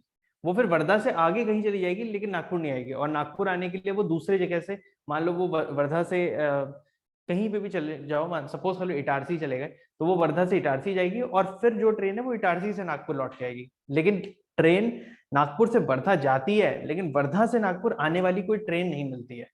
ठीक है, तो इस टाइप का ये बता रहा है कि ऐसे स्टेशन है जिसके सिंगल पैसेज है, कि वो जाएगा लेकिन वापस नहीं आएगा, और कुछ ऐसे स्टेशन इन्होंने दिए हैं जिसके कि डबल पैसेज है, मतलब कि जो ट्रेन वहां जाती भी है और वापस भी आती है। फॉर एग्जाम्पल नागपुर से पुणे तक ट्रेन जाती है, बट और पुणे से नागपुर वापस भी आती है, जो भी ट्रेन जाती है यहाँ से पुणे। ठीक है, तो ओके, कोई नहीं, तो अब हम इसको देखते हैं कि कैसे कर सकते हैं। 8 स्टेशन है हमारे। सबसे पहले हम यहाँ पे लेंगे 1 वे पैसेज, 1 वे पैसेज, और इन्होंने कुछ क्या दिए हुए हैं, 2 वे पैसेज दिए हैं, है ना। तो मैं फिर दूसरे यहाँ पे ले लेता हूँ कुछ 2 way passage, 2 way passage. Okay, सबसे पहले हम 1 वे पैसेज को देखेंगे। 1 वे पैसेज कौन से हैं? 1 way passages are C to A। पहला है C से लेके A तक। दूसरा क्या है, E to G, यानी E से लेके G तक। स्वास्थ्य कुछ छूटेगा तो बताना, ठीक है। E to G। फिर है B to F, B से लेकर के F तक। उसके बाद है D to H, जो D से लेकर के H तक, ठीक है। और फिर है G to C, यानी G से लेकर के C तक। और फिर E to C, E से लेकर के C तक। और H to G, H से लेकर के G तक। इस टाइप के 1 वे पैसेज है। और फिर हमारे पास यहाँ पे 2 वे पैसेज भी है। 2 वे पैसेज कौन से हैं? A एंड E के बीच में 2 वे पैसेज है, यानी कि ट्रेन जाएगी भी और आएगी भी A से E के बीच में। उसी तरीके से हमारे पास दूसरा 2 वे पैसेज कौन सा है? G एंड B के बीच में, यानी कि ट्रेन जाएगी भी आएगी भी G और B के बीच में, ठीक है। इसके बाद है F एंड D के बीच में, तो F और D के बीच में ट्रेन आएगी भी और जाएगी भी। उसी तरीके से E और D के बीच में भी सेम चीज है कि ट्रेन आएगी भी और जाएगी भी। तो हमने इस तरीके से अपने डेटा को यहाँ पे नोट कर लिया कि these are 1 way passages and these are 2 way passage. एक बार ये आने के बाद फिर हम ये देखते हैं कि हमारा क्वेश्चन क्या है। हमने जो यहाँ पे पजल में लिखी हुई बातें, हमने उसको बहुत अच्छे से एक टेबुलर फॉर्म में नोट करके रख लिया है। अब हम आगे देखते हैं। क्वेश्चन बोलता है while travelling from C to H। ये क्या बोलता है कि भाई C से लेके H तक हमें ट्रेवल करना है, C से लेके H तक ट्रेवल करना है। तो मैं इसका ना कलर थोड़ा चेंज कर देता हूँ ताकि तुम्हें पता चले कि यहाँ मैं क्वेश्चन का स्टेटमेंट लिख रहा हूँ, ठीक है। C से लेके H तक हमें ट्रेवल करना है, ठीक है। अब ये बोलता है कि C to H ट्रेवल करने के लिए विच one of the following station must be passed through. ऐसा बोल रहा है कि इसमें से कौन सा स्टेशन से तुम्हें होके ही गुजरना पड़ेगा। अब ये वाला स्टेशन तो आएगा ही, इससे तुम स्किप नहीं कर सकते, ठीक है। तो वैसे में हमें देखना है, फॉर एग्जाम्पल तुम्हें अगर दिल्ली से चेन्नई जाना है तो नागपुर आएगा ही, क्योंकि वो बीच में है, ठीक है। तुम्हें दिल्ली से बेंगलोर जाना है, दिल्ली से हैदराबाद जाना है, कहीं पे भी जाना है तो नागपुर आएगा ही, ठीक है। तो वैसे ही ये बोल रहे हैं कि अगर मुझे ए से लेके सी से लेके एच तक जाना है तो वैसे में कौन सा स्टेशन है जो कि आएगा ही, ठीक है। उसके बिना हम गुजर नहीं सकते, कोई भी रूट ले लिया तो ठीक है। तो इस चीज को करने के लिए हम क्या करेंगे, हमें ये पता है कि हमारा डेस्टिनेशन कहाँ है, एच है और स्टार्ट करने से होना है सी से। तो मैं एक काम करता हूँ, मैं सबसे पहले ना एच को ही ले लेता हूँ। मैं सबसे पहले एच को ले लेता हूँ, एक मिनट। ठीक है, मैं एच को ले लिया, यहाँ पे रख लिया अपने पास एच। और अब एच मेरा डेस्टिनेशन है। अब मैं ये देखूंगा कि मैं एच से कहाँ, कौन, इसके पहले कौन सा स्टेशन है जहां पे ट्रेन मतलब जाएगी। This is the last station H है ना। तो एच अगर मुझे जाना है तो मुझे दिख रहा है कि यहाँ से डी से एच जाने वाली ट्रेन एक मिलती है। और कोई ट्रेन है क्या जो कि मतलब हमें दिख रही है कि एच जा रही हो? नहीं है ना। We have only one option, केवल एच ही एक ही जगह है और कहीं पे भी एच पे एंड होने वाला नहीं। ये तो टू पे है तो तुम इस साइड या इस साइड वो भी देख सकते हो, बट एच का एक ही रास्ता है कि तुम्हें डी होते हुए गुजरना पड़ेगा। ठीक है, तो एच जाने के लिए तुम्हें डी होते हुए तो गुजरना पड़ेगा। ठीक है, इसके बाद क्या बोलता है, हाँ अब डी, तुम डी तक तो पहुंच गए, तुम्हें कहां से कहां जाना है, सी टू एच है ना। तो C should be the starting station, D is not the starting station. तो अब मुझे ये बताओ कि, अरे इस साइड लिखा रहेगा, ये दिखाई दे रहा है, दिख रहा है सबको आराम से? एक मिनट मैं चेक कर लेता हूँ। हाँ ठीक है, चलो मैं थोड़ा साइड में होकर के लिखता हूँ। ठीक है, तो डी टू एच। अब मैं कहाँ तक पहुंच गया, अब मैं डी पे पहुंच गया। अब मुझे देखने की डी कहीं पे है क्या यहाँ पे लास्ट में। ठीक है, तो उसको देखने के लिए मैं देखता हूँ डी कहाँ पे है। डी, अच्छा डी यहाँ पे भी है, यहाँ पे भी है, और कहीं पे है और कहीं नहीं है। एफ और ई, मेरे पास दो रास्ते हैं। या तो मैं डी से एफ की ओर, उल्टा हो गया ना क्योंकि हम कहीं से आ रहे हैं ना। तो या तो मैं एक ट्रेन पकड़ सकता हूँ जो कि एफ से डी की तरफ आ रहा है, या मैं दूसरी ट्रेन पकड़ सकता हूँ जो कि ई से आ रहा है डी की तरफ। ठीक है, मेरे पास ये दो रास्ते हो गए। अब इसके बाद एफ और ई, सबसे पहले मैं केस ले लेता हूँ एफ का। अगर मैं एफ का केस लूँ तो मैं देखता हूँ कि भाई एफ तक पहुंचने के लिए कौन से पैसेज से मुझे गुजरना पड़ेगा। एफ तक पहुंचने का और कौन सा रास्ता है, तो देखो एफ तक पहुंचने का एक तो ये है कि डी, ये तो ले ही लिया हमने, और कोई है एफ। अच्छा यहाँ पे दिख रहा है हमें, यानी कि हम बी के थ्रू में गुजरना पड़ेगा। अगर एफ पहुंचना है तो बी के थ्रू गुजरना पड़ेगा। यहाँ पे कहीं और पे बी है? नहीं है। सॉरी, कहीं और पे एफ है? नहीं है, केवल यहीं पे एफ है। यानी एफ तक पहुंचने के लिए हमें बी से ही एफ तक आ सकते हैं, और कोई जगह, और यहाँ पे डी से एफ, तो वो तो हम डी तो पहुंचे ही एफ से हैं, तो ये तो किसी काम का नहीं है। ये वाला एक बचा बी। ठीक है, तो हम बी से एफ की तरफ आ जाते हैं। बी से एफ की तरफ हम आ गए, बी से एफ। ओके, इसके बाद अगली बात क्या बोल रही है ये, अब मैं बी तक पहुंच गया। अब मुझे बताओ कि मेरे पास बी तक पहुंचने का और कोई रास्ता है क्या?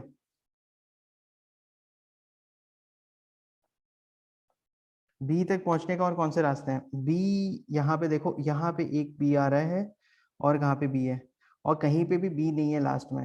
एक ही रास्ता बचता है कि तुम्हें जी से बी आना पड़ेगा, उसके अलावा कोई रास्ता नहीं है। तो मैं यहाँ पे जी लिख देता हूँ कि जी से बी आना पड़ेगा। अच्छा, अब अगर मैं जी आना है मुझे, तो जी के लिए मेरे पास कितने रास्ते हैं? दो रास्ते हैं, एक ई है और एक एच वाला है। तो ठीक है, फिर मैं यहाँ से दो भाग में इसको बांट लेता हूँ। या तो मैं ई से होते हुए गुजरूंगा, या तो मैं एच से होते हुए गुजरूंगा। करेक्ट। अगर मैं एच से होते हुए गुजरा तो एच से तो मेरा तो डेस्टिनेशन ही एच था, तो ये तो भाई रास्ता फेल हो गया, क्योंकि मैं घूम फिर के वहीं पे वापस जा रहा हूँ, एक टाइप का वैसी ही बात हो गई। तो ये तो बेकार हो गया मेरा। ये तो किसी काम का ही नहीं है कि मैं फिर जी से जी आना है तो मैं एच से होते हुए जी जाऊं, ये तो बेकार हो गया, मतलब किसी काम का ही नहीं है। ठीक है, तो ये रास्ता अब हो गया बंद, मीन्स ये वाला ब्रांच हमारा कैंसिल हो गया। अब हमारे पास बचा ये ई वाला। अच्छा, ई तक आने के लिए हमें किससे गुजरना पड़ेगा? ई इस साइड है कहीं पे? नहीं है। इस साइड है, हाँ यहाँ पे है और यहाँ पे है। यानी कि ई पहुंचने के लिए या तो मैं ए के थ्रू गुजर सकता हूँ या तो मैं डी के थ्रू आ सकता हूँ, है ना। या तो ई डी के तरफ आ सकता हूँ। तो डी के तरफ वाला तो मैं नीचे वाला ब्रांच बनाया ही हूँ, तो मैं ये डी, ई से डी आने वाला चीज को मैं छोड़ देता हूँ अभी के लिए। मेरे पास दूसरा कौन सा बचता है? ये वाला बचता है, क्योंकि ये वाला केस मैंने लिया हुआ है ऑलरेडी कि ई से डी आने का लिया हुआ है। ठीक है, तो इस वाले को मैं छोड़ देता हूँ। अब मेरे पास बचता है ए, तो मैं ए के तरफ आता हूँ, यानी कि मैं ए से ई आऊंगा। और दूसरा चीज क्या, कि अब ए आने के लिए मेरे पास कौन सा रास्ता बचा है, ये वाला बचा है, जिसमें कि सी। यानी कि मैं सी से अगर अपनी जर्नी स्टार्ट कर रहा हूँ और मुझे एच तक पहुंचना है, सी से अपनी जर्नी स्टार्ट कर रहा हूँ और एच तक पहुंचना है, तो मैं कैसे कैसे आ रहा हूँ, सी से ए आ रहा हूँ, ए से ई आ रहा हूँ, ई से जी आ रहा हूँ, जी से बी आ रहा हूँ, बी से डी, डी से सॉरी एफ, एफ से डी और डी से एच। इस तरीके से मैं सी से एच तक ट्रेवल कर ले रहा हूँ। अच्छा, मेरे पास ये ब्रांच बची है, ये मेरी कैंसिल नहीं हुई है, इसको आगे कंप्लीट करते हैं। तो ये क्या बोल रहे हैं, डी से ई तक पहुंचने का रास्ता। ई पहुंचने का रास्ता क्या है, ई पहुंचने का बस एक ही रास्ता है, ए वाला, यही वाला है, तो ये सेम ही जाएगा, ए और सी। ठीक है, तो अगेन मेरे पास दो रास्ते अब आ चुके हैं। या तो मैं इस लंबे वाले रूट को फॉलो कर लूं, कि मैं पहले स्टेशन सी से ए गया, ए से ट्रेन चेंज करके बी पे आया, फिर ई पे आया, ई से जी आया, जी से बी आया, फिर एफ आया, फिर डी आया, फिर एच आया। या तो मैं डायरेक्ट सी से स्टार्ट करूंगा, ए पे पहुंचूंगा, ई पे पहुंचूंगा, डी पे पहुंचूंगा, एच पे पहुंचूंगा। अब इन्होंने क्वेश्चन क्या पूछा था, इन्होंने सर क्वेश्चन ये पूछा था कि सी से एच तक जाने के लिए, सी से एच तक जाने के लिए ऐसा कौन सा स्टेशन है जिससे कि तुम्हें पास होना ही पड़ेगा, उसको तुम अवॉइड ही नहीं कर सकते। तो ऐसा कौन सा स्टेशन है जिसको अवॉइड नहीं कर सकते, एक स्टेशन तो हमें दिख रहा है यहाँ पे, वो कौन सा है, यहाँ पे एक स्टेशन है डी। ये डी स्टेशन को तुम कभी अवॉइड नहीं कर सकते, क्योंकि ये आना ही आना है। ठीक है, और कौन सा स्टेशन है जो कि आना ही आना है, ए ऊपर वाले में है। अच्छा, यानी कि ए भी आना ही आना है, हमें ये भी दिख रहा है। और कौन सा है, ई है, ई, ई, ई आना ही आना है। तो हमारे पास तीन स्टेशन आ गए जो कि आने ही आना है, वो है ए, ई और डी। ये तीन स्टेशन के बिना तो तुम सी से एच ट्रेवल ही नहीं कर सकते। अच्छा, ऑप्शन में क्या क्या है हमारे पास, है ए है, नहीं है, डी है, नहीं है, केवल क्या है, ई है। तो इसलिए आंसर इसका ई आएगा। मुझे बताओ कि ये समझ में आया क्या। हमारे पास तीन तरीके थे, मतलब तीन यहाँ पे हैं, जिसमें कि हमें पता है ए है, ई है और डी है। केवल ये तीन स्टेशन हैं जो कि बिना इससे पास किए हुए तुम जा ही नहीं सकते, है ना। एक ए है, ई है और डी है, ये तीन के बिना, क्योंकि ये यहीं पे रिपीट हो रहे हैं सारे स्टेशन। ठीक है, तो और ऑप्शंस में हमारे पास डी और ए दिया हुआ नहीं है, और केवल ई दिया हुआ है, इसलिए मेरा आंसर ई आ रहा है इसका। मुझे बताओ कि सबको समझ में आ गया या किसी को डाउट है कि ये क्वेश्चन कैसे हुआ।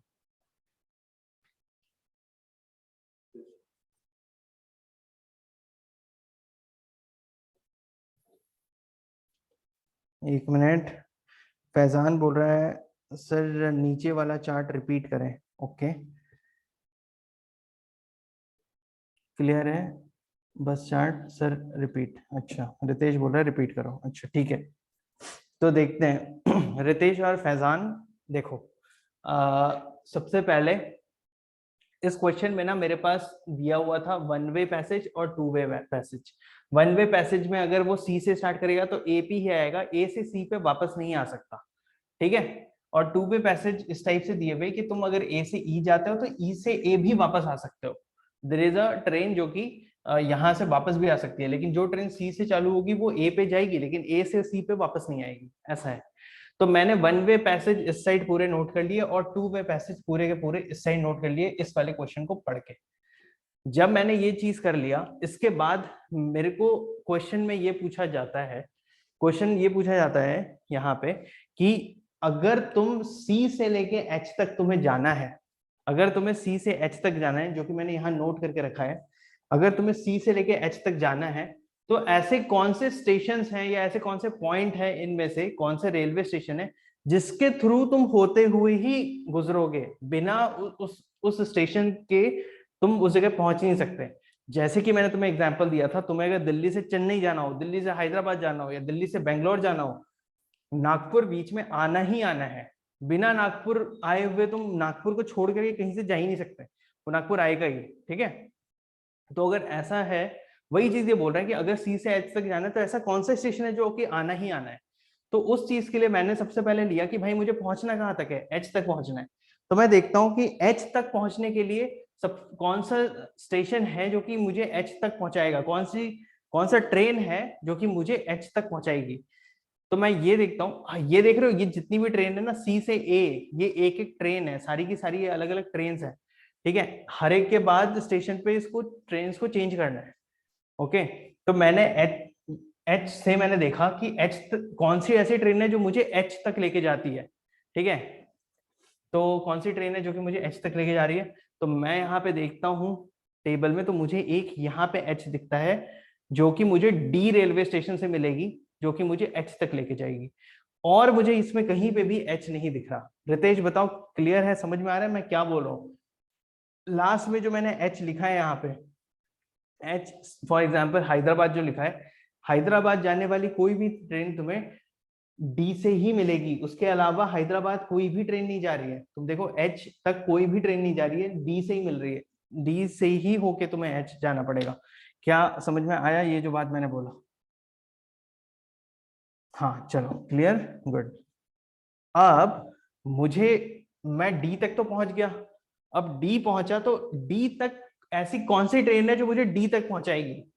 तो डी तक पहुंचाने वाली मेरे पास इस वाली लाइन में कोई ट्रेन है क्या? नहीं है। इस वाली लाइन में देखता हूं तो दो ट्रेन मिल रही है मुझे, एक जो एफ से चलती है और एक जो ई से चलती है। तो मेरे पास डी तक पहुंचने के दो रास्ते हो गए, एक या तो मैं एफ से ट्रेन पकड़ के डी तक पहुंच जाऊं या तो ई से ट्रेन पकड़ के डी तक पहुंच जाऊं।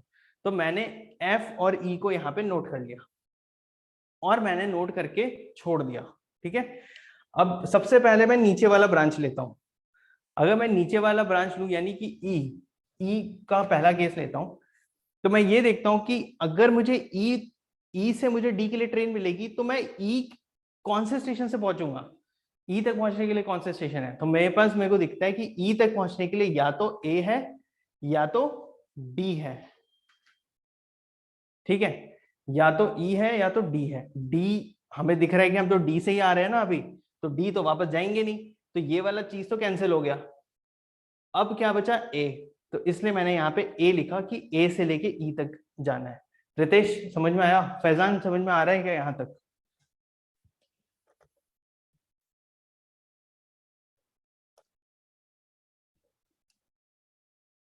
ओके, रितेश कि रिपीट करना है इस वाले को, बताओ। क्लियर है सर, ओके। तो मैंने इसीलिए, चूंकि यहाँ तो मैं ई से डी आ ही रहा हूँ, इसलिए मैंने इसको इग्नोर मारा और एक ही रास्ता है मेरे पास, वो ई है, ए है। तो मैं, अब मुझे ई के लिए ट्रेन अगर चाहिए तो मुझे ए से मिलेगी ट्रेन, तो मैं ए से ई के तरफ आने वाला हूँ। ओके, अब मेरे पास बचा कि ए पहुंचने वाली ट्रेन कहाँ से मिलेगी मुझे। ए पहुंचने वाली ट्रेन बस एक ही है इस पूरे टेबल में, नहीं दो ट्रेन है। एक ये दिख रहा है, लेकिन लेकिन हम तो ई से आ ही रहे हैं तो वापस तो जाना नहीं है, इसलिए ये वाला चीज फिर कैंसिल हो जाएगा। और एक ही ट्रेन है, वो है सी। सी से ही तुम्हें ए के लिए ट्रेन मिलेगी, करेक्ट। कहीं और से ए के लिए ट्रेन नहीं मिल रही। ठीक है, तो इस वाले रूट का तो हमने जाने के लिए इस्तेमाल कर लिया ना, ए से ई जाने के लिए इस्तेमाल किया। ए तक पहुंचने के लिए कौन सा रूट बचा, तो बस सी वाला रूट बचा है, तो मैंने यहाँ पे सी लिख दिया। क्वेश्चन भी क्या था, सी से एच तक पहुंचना था, तो बंदा पहुंच गया। सी से स्टार्ट करेगा तो एच तक पहुंचने के लिए वो सबसे पहले सी पे ट्रेन पकड़ेगा, ए पे उतरेगा, ए से ट्रेन पकड़ेगा, ई पे उतरेगा, ई से ट्रेन पकड़ेगा, डी पे उतरेगा, डी से ट्रेन पकड़ेगा, एच पे उतरेगा। पहला कंप्लीट हो गया। अब दूसरा, मैं एफ तक पहुंचा था। अब एफ पहुंचने के लिए मेरे पास कौन से रास्ते हैं? एफ पहुंचने के लिए मुझे बी के थ्रू ही एफ तक पहुंचना पड़ेगा, तो इसलिए मैंने यहाँ पे बी ले लिया। बी से एफ के लिए एक ट्रेन मिल गई मुझे। इसके बाद अब मैं बी तक पहुंच गया हूं, तो बी तक पहुंचने के लिए मेरे पास कौन से ट्रेन है? तो बी तक पहुंचने के लिए मैं ये देखता हूँ बी कहाँ है, लास्ट में यहाँ पे ही है, एक ही जगह, यानी कि मुझे जी के बिना मैं बी पे नहीं पहुंचूंगा, तो मैं जी पे आ गया। ठीक है, कि भाई मेरे को जी से, मुझे गोवा में से ट्रेन मिलेगी बेंगलोर के लिए, जी से बी मिलेगी मुझे, तो मुझे जी जाना पड़ेगा। तो चलो ठीक है, मैं जी पे आ गया। अब मुझे जी जाने के लिए कितनी ट्रेन मिलेगी? तो जी जाने के लिए एक तो मुझे ई से ट्रेन मिल रही है और एक मुझे कहाँ से मिल रही है, एच से ट्रेन मिल रही है ना। ई से ट्रेन मिल रही है और एच से ट्रेन मिल रही है। एच से तो कोई मतलब ही नहीं है, क्योंकि भाई यहीं पे तो मुझे जाना था, ये तो फालतू की बात हो गई ना, घूम फिर के वहीं पे पहुंच गए, तो गोल गोल ही घूमते रह जाऊंगा मैं। तो ये वाला रूट तो मैंने कर दिया कैंसिल, ये किसी काम का नहीं है, पूरा फर्जीवाड़ा है ये। अब मेरे पास एक ऑप्शन बचता है, वो है ई, ई से जी। तो मैंने यहाँ पे ई को नोट करके रख लिया। अब ई पहुंचने का मेरे पास कौन सा जरिया है, सेम जरिया है ना बॉस जो हमने नीचे बनाया था, ई ए सी, वही चीज मैंने यहाँ पे कर दिया कि एक ही जरिया है इस तरीके से। तो अब इस बंदे के पास दो चॉइस है, या तो वो सी से ए जाए, ए से ई जाए, ई से जी जाए, जी से बी, बी से एफ, फिर डी, फिर एच, या फिर वो सी से ए जाए, ए से ई जाए, डी जाए और डायरेक्ट एच जाए। तो इसके पास दो रास्ते हैं। मेरा सवाल लेकिन क्या था, सवाल ये था कि ऐसा कौन सा रेलवे स्टेशन है जो कि आना ही आना है, तुम दोनों रूट से जाओगे तो भी वो स्टेशन आएगा। तो मेरा कहना है कि भाई डी तो आएगा ही, डी तो तुम चाहे इस रूट से जाओ चाहे इस रूट से जाओ, डी तो आएगा ही। मुझे बताओ कि ये क्लियर है क्या रितेश, यहां तक जो मैंने बताया कि डी तो आएगा ही। रितेश एंड फैजान क्लियर है? ओके रितेश, फैजान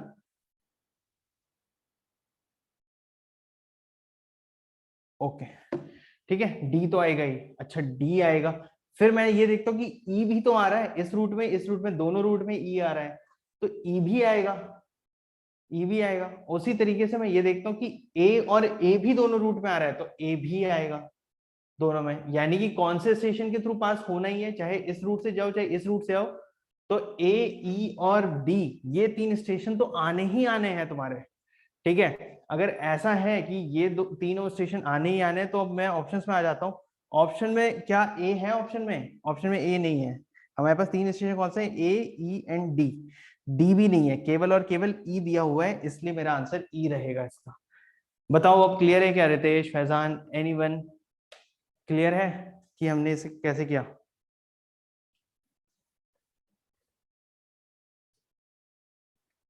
चलो, अगर ये क्लियर है तो क्वेश्चन नंबर 17 करो और बताओ, how many different way can a train travel from F to A without passing through any station more than once? इसको करो और बताओ फिर, कितने डिफरेंट तरीके से एक ट्रेन एफ से ए ट्रेवल करेगी without passing through any station more than once? अच्छा दूसरी चीज मैं एक बताता हूँ, मैंने जो ये रिवर्स ऑर्डर में बनाया है, तुम इसको आगे से भी बना सकते हो, ऐसा कुछ नहीं है कि सर अब पीछे से बनाया तो पीछे से करेंगे। मुझे अच्छा लगता है कि मैं डेस्टिनेशन से लेकर के स्टार्टिंग तक जाता हूँ, तो मुझे अच्छा लगता है। तुम स्टार्टिंग से भी डेस्टिनेशन पहुंच सकते, तुम्हारी मर्जी है, तुम्हें जैसे अच्छा लगे वैसे करो।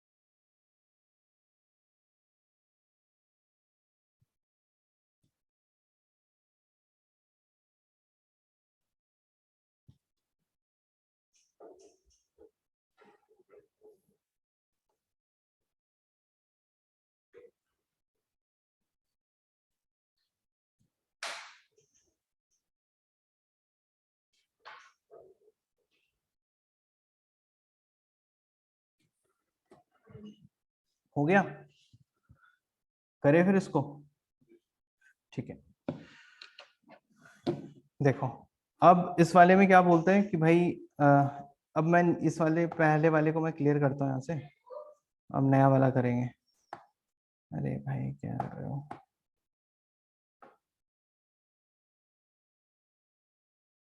ठीक है।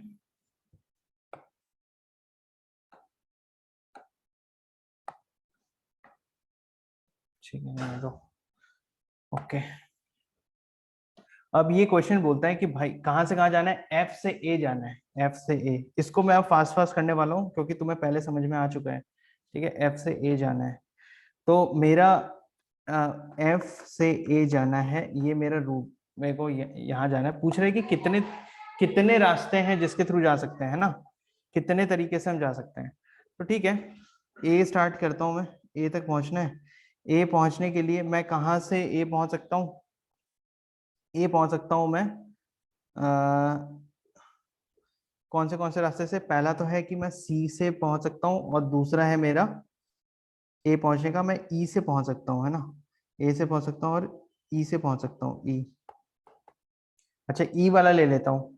अगर मुझे ई पहुंचना है तो मुझे कहाँ से आना पड़ेगा, ई पहुंचने के लिए मेरे पास कोई तरीका ही नहीं है ना। ई लास्ट में एक ही है, ए से ई के बीच में ट्रेन चलती है, उसके अलावा फिर ई तक कोई भी ट्रेन नहीं आती, केवल ए से ही ट्रेन आती है ई के लिए, और कोई रास्ता ही नहीं है। तो ई वाला तो भैया ब्लॉक हो जाएगा, रास्ता है नहीं, क्योंकि हम ए से तो ऑलरेडी ई पहुंच, ई से तो ऑलरेडी ए आ रहे हैं, लेकिन ई कहाँ से आएंगे, ई पहुंचेंगे नहीं, तो ई वाले रास्ते तो ब्लॉक हो जाएंगे।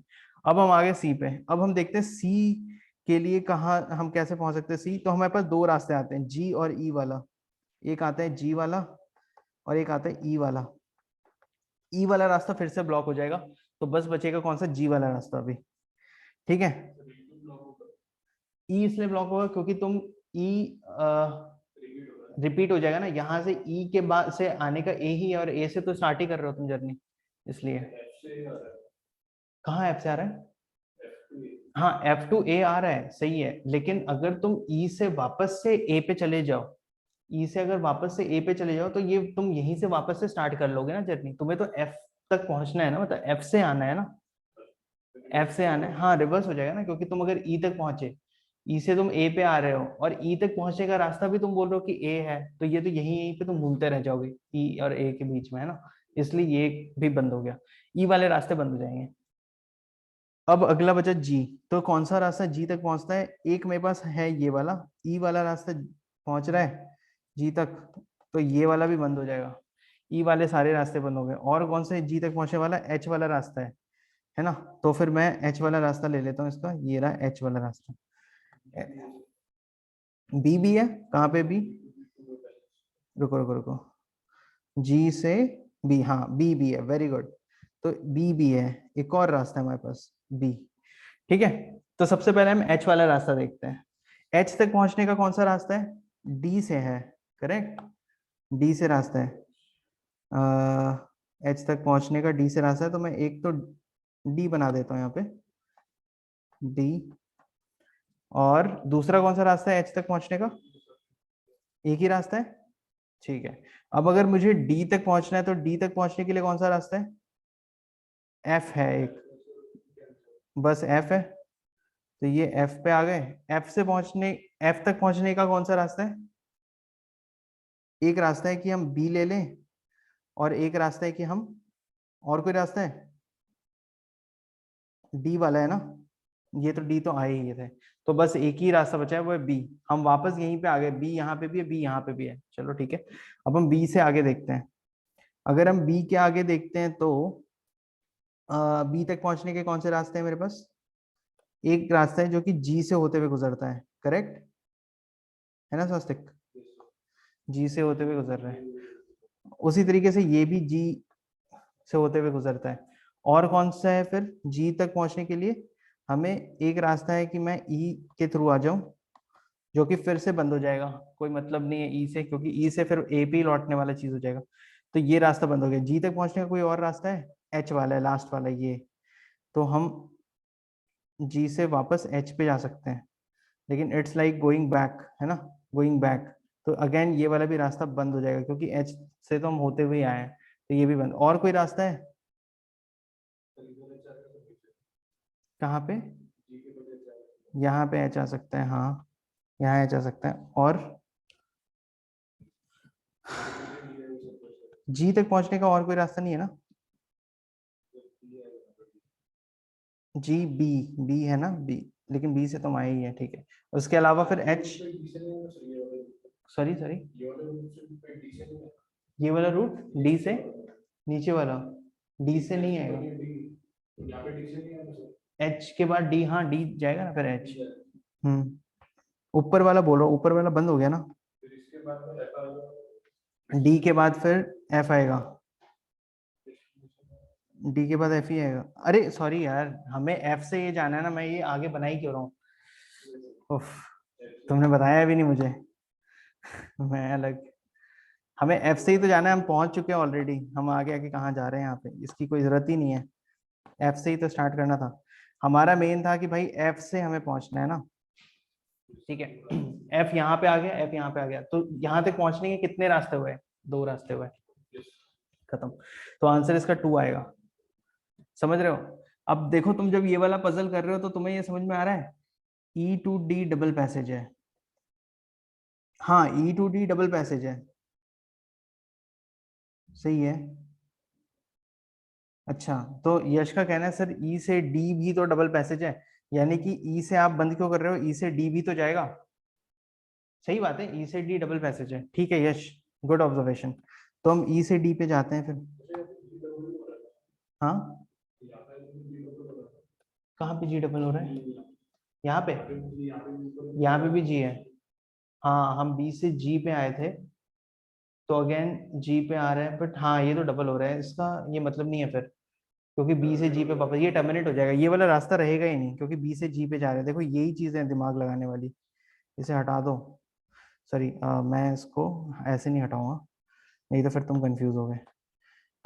देखो स्वास्तिक का क्या कहना है, स्वास्तिक का ये कहना है कि सर यहाँ से तो हम जी से बी पे गए थे ना, और सर फिर सेम ही रूट तो रिपीट हो गया, तो सर ये जब बी से जी पे जा ही रहे हैं फिर से जी पे जाके कर रहे हैं, ये तो सर गलत है ना, क्योंकि ये घूम के वापस जी पे ही जाना हो जाएगा, इसलिए ये वाला रूट बी पे ही टर्मिनेट हो जाएगा, यहाँ पे ही कैंसिल हो जाएगा, इसके आगे हमें लिखना ही नहीं चाहिए था, ठीक है। कहाँ पे? ई टू जी, हाँ हाँ हाँ, ई से, हाँ ई, बी से जी जाएगा, रुको रुको, बी से जी जाएगा और बी से कहाँ जाएगा? तुम कौन सा बोल रहे हो स्वास्थ्य? हाँ ई वाला है ना, तो ये वाले पैसेज को मैं अभी कंटिन्यू करूंगा, बी वाला तो बंद हो गया।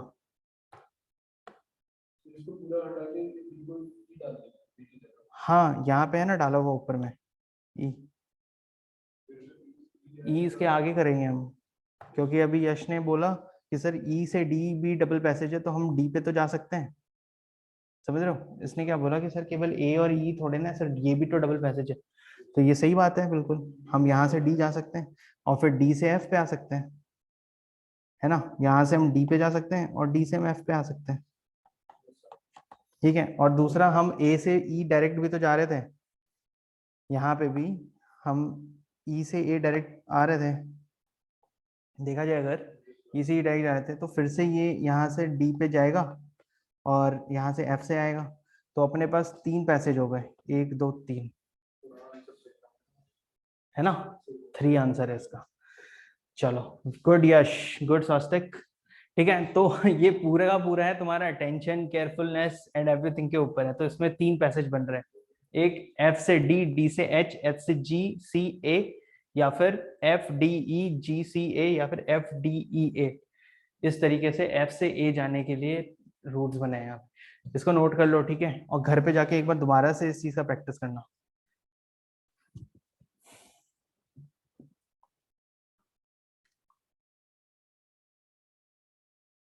तो एक बार लास्ट स्लाइड शो करें, लास्ट स्लाइड मतलब कौन सा बोल रहे हो फैजान?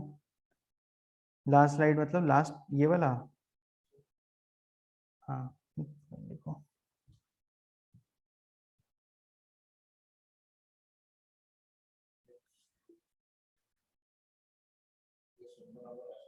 ठीक है, 3 पैसेज।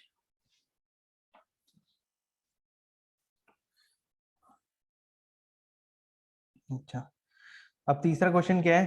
तीसरा क्वेश्चन है if the route between G and C is closed. इसका कहना है कि अगर जी और सी के बीच का रूट बंद हो गया, यानी कि जी और सी के बीच का रूट कौन सा है? जी और सी, ये वाला रूट, ये बोलता है कि बंद हो गया, इसको हम हटा देते हैं। अगर ये बंद हो गया तो क्वेश्चन क्या बोल रहे हैं कि in how many different ways a train can travel from F to A. F से ए कितने बार ट्रेवल करेगी? तो ठीक है ना, जी से सी के बीच का क्लोज हो गया, तो मतलब कि ये वाला रूट क्लोज हो चुका है, तो मैं इस रूट को कैंसिल कर देता हूँ। अगर मैं इसको कैंसिल करता हूँ तो मेरे पास एक ही रूट बचता है ना, ये वाला, जिसके थ्रू एफ से ए आ सकते हैं, तो आंसर आएगा 1। क्लियर है? क्लियर है? क्योंकि जी से सी का रूट क्लोज हो गया। क्वेश्चन ये बोल रहे हैं यहाँ पे कि सर अगर route between G and C is closed, G और सी का रूट क्लोज है, तो जी और सी वाला बंद है, तो फिर इस केस में ये वाले रूट से ही जाना पड़ेगा, एफ डी ई ए। और ये जो दो रूट थे, एफ डी ई जी सी ए और एफ डी एच जी सी ए, ये दोनों रूट बंद हो जाएंगे क्योंकि जी सी ब्लॉक है, बंद है। तो बस एक ही रूट बचेगा पहुंचने का, तो उसका आंसर आएगा 1, इसका आंसर आएगा 3 और इसका आंसर आएगा। अच्छा सॉरी, क्वेश्चन है कि इसमें से कौन सा station needs to be pass from H to C. अच्छा यार, ये मैंने कैसे पढ़ा था फिर, पता नहीं क्वेश्चन कैसे पढ़ा था। Which one of the following needs to be pass through while travelling H to C. H से सी तक ट्रैवल करने के लिए कौन सा करना पड़ेगा? ओके सॉरी, मैं इसको बैक कर लेता हूँ। ठीक है, जी से सी बंद है हमारा, तो मैं इस वाले को पूरा हटाता हूँ यहाँ से। ठीक है, इसको हटाता हूँ, इसको हटाता हूँ, इसको हटाता हूँ।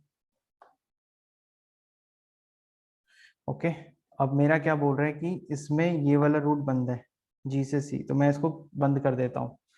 अब ये बोलते हैं कि ये बताओ कि कितने स्टेशन को पास करना पड़ेगा, मतलब कि which one of the following station needs to be pass from travelling H से सी। एच से सी जाना है, कहाँ से कहाँ जाना है? एच से लेके सी तक जाना है। अच्छा, यानी C is the destination, C destination है। अब सी पहुंचने का कौन सा रास्ता है? यहाँ पे सी पहुंचने का रास्ता है केवल ये ई वाला, यानी कि इसको ई से आना पड़ेगा। ओके, ई आया। इसके बाद अगर ई पहुंच गए हैं तो फिर एच से है ना, तो ई ई ई ई कहाँ पे जो एंड हो रहा है? एक तो ए आ रहा है या तो डी आ रहा है, या तो ए से आना पड़ेगा या तो डी से आना पड़ेगा। ठीक है, फिर ए, पहले ए वाला ले लेता हूँ। ए से आने के लिए या तो सी से आना पड़ेगा, है ना, सी से ही आना पड़ेगा, उसके अलावा कोई और जरिया नहीं है, तो सी से आना पड़ेगा। तो और सी वाला तो देखो यहाँ पे ये रिपीट होने लग गया, तो ये वाला हो जाएगा कैंसिल। अब मेरे पास बचा ये डी वाला रास्ता। ठीक है, तो डी आने के लिए मेरे पास एफ है और ई है। ठीक है, तो ई वाला तो खैर अभी ई से आया है, तो ये वाला तो रास्ता बंद है, केवल और केवल एक ही बचता है, वो है एफ। तो हम यहाँ पे आएंगे एफ पे, और हम एफ पे आए तो एफ पहुंचने का रास्ता कहाँ है? एक तो बी से है एफ पहुंचने का रास्ता, और कोई रास्ता भी नहीं अपने पास। ठीक है, तो क्योंकि ये डी से तो हम आए ही है, तो बस एक ही बचता है, वो है बी, तो हम बी से आएंगे। अच्छा, हम बी तक पहुंच गए, अब हमें तक पहुंचने का रास्ता कहाँ पे है? बी पहुंचने का रास्ता या तो जी है, जी के अलावा कोई और रास्ता नहीं है, तो ये जी है, जी वाला रास्ता है। और जी तक पहुंचने का रास्ता कौन सा है? एक रास्ता ई है, और एक रास्ता है हमारा जी पहुंचने का एच। ठीक है, एच है। तो अगर मैं इसमें से ओब्वियस है कि जो ई है वो वापस से रिपीट हो रहा है। ठीक है, तो ई वापस से रिपीट हो रहा है, तो ये तो फिर कैंसिल कर दो, हटा दो। तो हमारे पास जो रूट बचता है वो कौन सा है? ये वाला बचता है, ई और सी।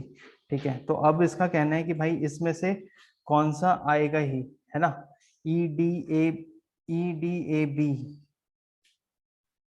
ठीक है, ई डी ए बी, ई आएगा ही, चाहे इधर से आओ इधर से आओ कहीं से भी आओ, ई आएगा ही। तो ई मुझे दिख रहा है, आंसर इसका ई होना चाहिए, ई आएगा ही। हाँ, ई के बिना, ई के बिना तुम नहीं आ सकते, क्योंकि सी पहुंचने के लिए, अगर तुम्हें सी पहुंचना है, अगर तुम्हें सी पहुंचना है, तो सी पहुंचने के लिए तुम्हारे पास कौन से रास्ते हैं? सी पहुंचने के लिए एक ही रास्ता है, ई वाला, है ना। हमारा क्वेश्चन वैसे यहीं तक में सॉल्व हो गया, लेकिन मैं तुम्हें इतना सीरीज बता इसलिए रहा हूँ ताकि प्रैक्टिस हो, वरना क्वेश्चन तो यहीं तक सॉल्व हो गया कि भाई ई के बिना तो तुम सी पे पहुंच ही नहीं सकते। तो ई इज द रास्ता जहां पे से कि होके ही आना पड़ेगा, वन वे ही है वो, ठीक है। तो चलो ये हो गया। अच्छा, आगे के क्वेश्चंस जो है वो तुम अब घर में प्रैक्टिस करना, अपने पास टाइम बहुत कम बचा है, ठीक है। हम डेटा इंटरप्रिटेशन का एक क्वेश्चन करते हैं अभी। अच्छा ये बताओ, आवाज आ रही है क्या? आवाज आ रही है मेरी? Are you getting my voice? थोड़ा वायर पुल हो गया। हाँ ठीक है, चलो अब हम, ओके, अब हम आते हैं डेटा इंटरप्रिटेशन पे, and we will do data interpretation पे एक क्वेश्चन। ग्राफ का है, हाँ। तो तुम्हारे पास ये ग्राफ दिया हुआ है, ठीक है। तुम्हें एक क्वेश्चन हम अभी कर लेते हैं, अगर तुम्हें डाउट हुआ ना और तुम्हें लगता हो कि सर नहीं समझ में आ रहा है या समथिंग, तो फिर हम देखेंगे, अगर हुआ तो तुम सर को मैसेज करना, और उस केस में फिर अगर होगा तो फिर हम मंडे सैटरडे जैसे भी होगा हम अरेंज कर लेंगे, वरना एटलीस्ट एक क्वेश्चन इसको करो पहले और देखो कि कर पा रहे हो कि नहीं, ठीक है। पजल्स क्लियर है ना? पजल किस तरीके से होते हैं, हमने डिफरेंट टाइप के क्वेश्चंस करके देख लिए पजल्स में कि कैसे हैं। डेटा इंटरप्रिटेशन का भी ये कर लेते हैं।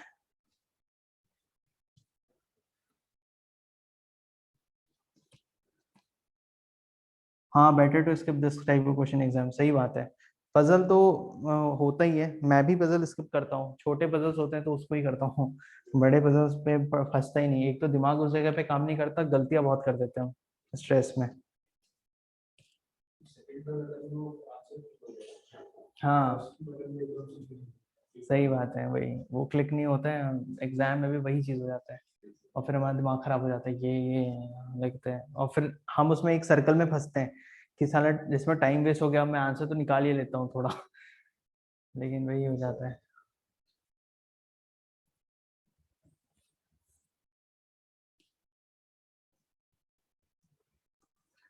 अच्छा तुम्हें समझा एक बार देता हूँ मैं इस ग्राफ को। ये ग्राफ क्या बोलता है ना, ये क्वेश्चन ये बोल रहे हैं कि इसके बाद तीन क्वेश्चंस दिए हुए हैं, उन तीन का आंसर करना है तुम्हें। शीट में तीन क्वेश्चन है कि एक ही क्वेश्चन दिया हुआ है?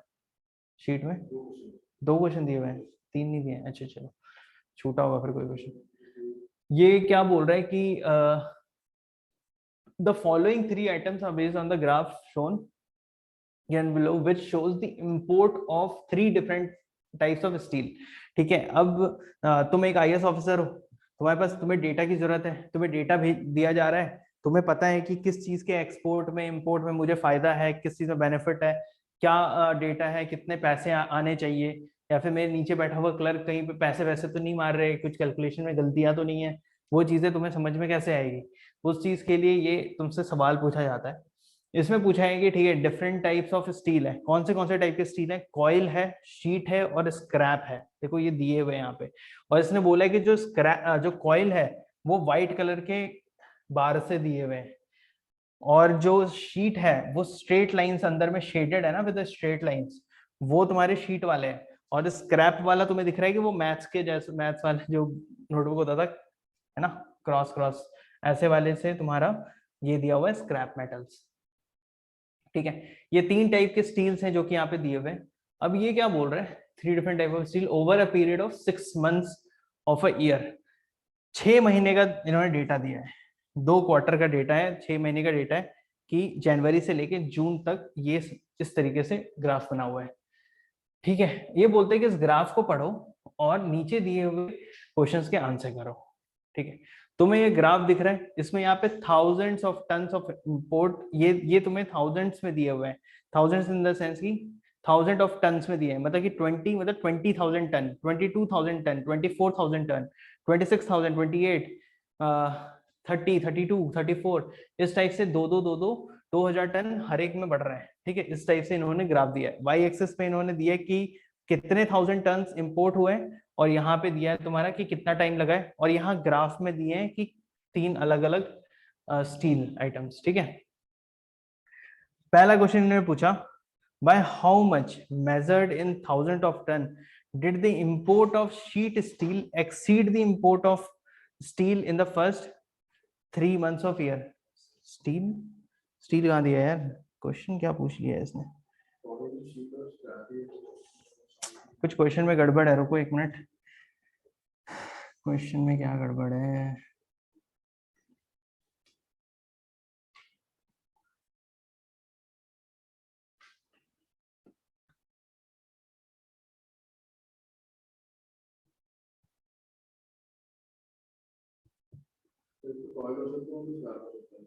हाँ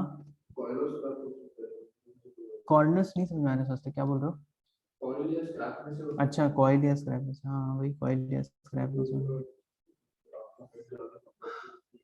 हाँ, by how much Mesodyne did the import of sheet steel exceed the import of coil steel in the first 3 months of the year? ठीक है, यहाँ पे coil steel है, import of coil steel, यहाँ पे ये coil word मिस हो गया है, ठीक है, exceed the import of coil steel, COIL coil, coil steel in the first 3 months of the year। इसका कहना है कि जो पहला 3 महीना है, जनवरी फरवरी मार्च, अगर हम इन 3 मंथ को ले लें तो इन 3 मंथ में इसका ये पूछना है कि कितना कितने से तुम्हारा जो स्टील, जो तुम्हारा कौन सा है शीट स्टील है, वो उसका इंपोर्ट बढ़ रहा है compare to the coil steel. ठीक है, तो स्वास्थ्य का आंसर 19 आया, तो ठीक है, हम एक बार देखते हैं कि हम इसे कैसे कर सकते हैं। नहीं तो कर लो पहले तुम लोग, किसी और का आंसर नहीं आया, do it first, take 1 minute, 1 minute में कर सकते हो, क्वेश्चन तो मैंने एक्सप्लेन कर दिया, कैलकुलेट करना है फटाफट।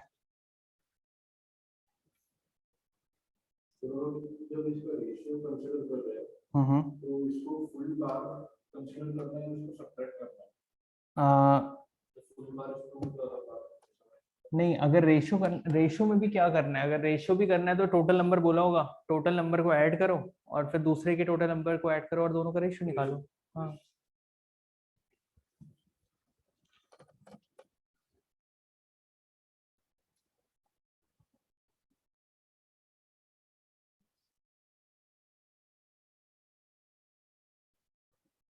अच्छा, चलो फिर अब हम देखते हैं इसको। यहाँ पे शीट स्टील और कॉइल स्टील का बोला है पहले 3 महीने का, तो शीट स्टील कौन सा है, ये वाला लंबा वाला है ना, तो मैं पहले यहाँ पे शीट स्टील लिख लेता हूँ, एक सेकेंड कलर चेंज कर लेता हूँ, मैं यहाँ पे शीट स्टील ले लेता हूँ, शीट स्टील अगर लूँ तो जनवरी के महीने में कितना है 40, प्लस फरवरी के महीने में कितना है 37 के आसपास है ना, 36 और 38 के बीच में आ रहा है, तो ये 37 प्लस मार्च का ले लो, पहले 3 महीने का ही पूछा है, मार्च का अगर ले लूँ तो ये आ रहा है मेरा 36, करेक्ट, तो प्लस 36, और इसके बाद अगर ये मैं तीनों को ऐड करता हूँ तो कितना आता है 36 प्लस 37 73, 73 प्लस 40 113, 113 आ रहा है, ठीक है। और कॉइल का देखना है ना, दूसरा कॉइल है, तो कॉइल को अगर देखें तो कॉइल का कितना है, कॉइल का है मेरा, कॉइल है मेरा ये वाला है ना, तो पहला तो 30 हो गया, प्लस दूसरा क्या है मेरा ये 31 हो जाएगा ना, 31 प्लस तीसरे महीने का क्या है मेरा, क्या 32 नहीं आ रहा, फिर मेरा दूसरा 33 आएगा, ये ऊपर जा रहा है 31 33, देखो ना, ये यहाँ से अगर तुम सीधा लाइन ड्रॉ करते हो तो ये 32 और 34 के बीच में आएगा 33, यहाँ से सीधा लाइन ड्रॉ करते हो तो 30 और 32 के बीच में आएगा 31। फर्स्ट क्वेश्चन सॉल्व कर रहा हूँ मैं, सेकंड कहाँ पे, ठीक है, तो ये मेरा कॉइल आ गया, तो इसको जब मैं ऐड करता हूँ तो कितना आता है 30 प्लस 31 प्लस 33 इज 94, ठीक है 94। अब पूछ रहे हैं कि bye how much does it exceed, है ना, तो कितने से एक्सीड हुआ है, तो कुछ नहीं 113 माइनस 94 कर दो, 113 माइनस 94 कितना होता है 13 और 6 19 19, तो 19 आंसर आ जाएगा इसका। ठीक है, समझ में आया पहले वाला क्वेश्चन कैसे हुआ, सिंपल था, ग्राफ पढ़ना था और आंसर करना था। अच्छा सेकंड क्वेश्चन क्या बोलते हैं, रुक जाओ, मेरे इसमें सेकंड सेकंड क्वेश्चन भी नहीं दिया है, सेकंड क्वेश्चन क्या है यार, शीट में है क्या, रुक जाओ है मेरे पास, रुक जाओ, व्हाट वाज द, मोबाइल में देखना पड़ेगा बस, what was the approximate total value in dollars, यही वाला क्वेश्चन है, approximate total value in dollar.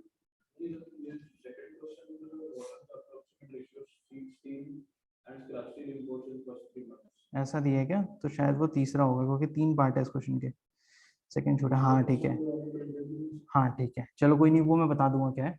दूसरा क्वेश्चन है, what was the approximate ratio of sheet steel and scrap steel import in the first 3 month of the year. कौन से का बोल रहे हैं ये, ये बोल रहे हैं, अच्छा पहले वाले का मैं सोल्यूशन डिलीट हटा रहा हूँ यहाँ से, ठीक है। ये क्या बोल रहे हैं, सबसे पहले शीट स्टील, 3 महीने का तो हमने शीट स्टील का भी किया ही था, तो वो मैं वापस लिख देता हूँ यहाँ पे, पहले 3 महीने का मैंने शीट स्टील का 113 किया ही था। और दूसरा क्या बोल रहे हैं, स्क्रैप स्टील, तो अब मेरे को स्क्रैप स्टील का करना है, तो मैं यहाँ पे स्क्रैप ले लेता हूँ, स्क्रैप, और स्क्रैप स्टील का पहले 3 महीने का कैलकुलेट करता हूँ।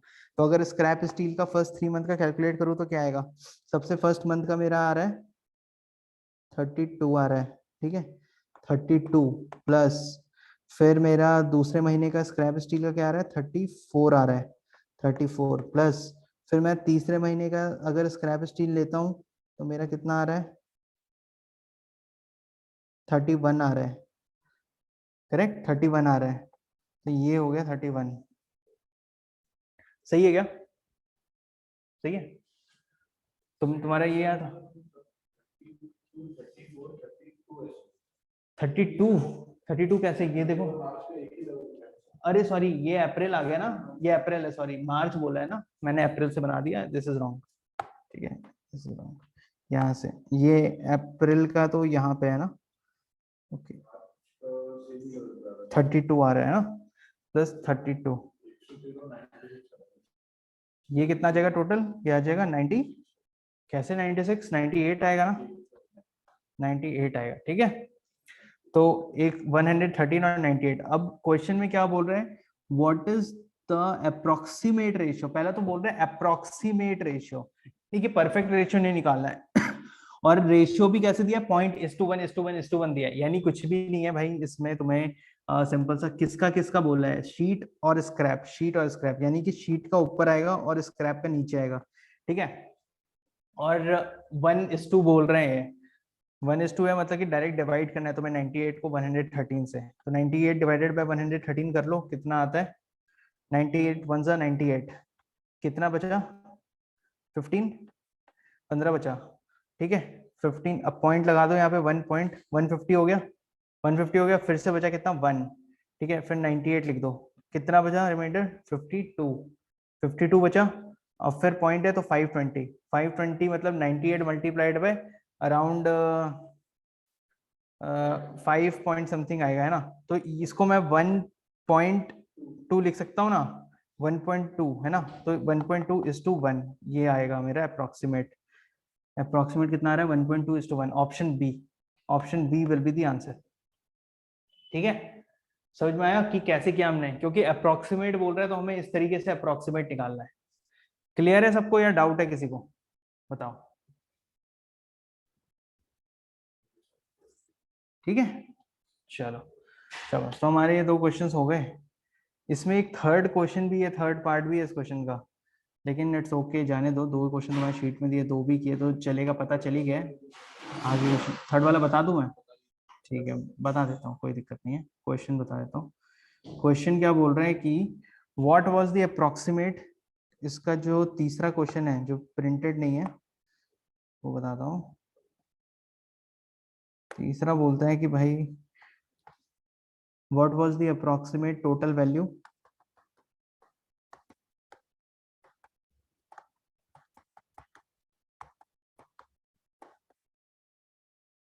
Total value in dollars of sheet steel imported over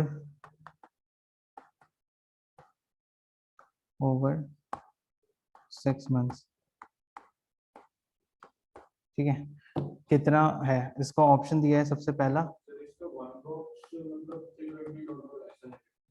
एक मिनट जो मैं ऑप्शन लिख लेता हूँ, ठीक है, ऑप्शन बी है इसका 50,555 और सी है 55,550 और डी है 65,750।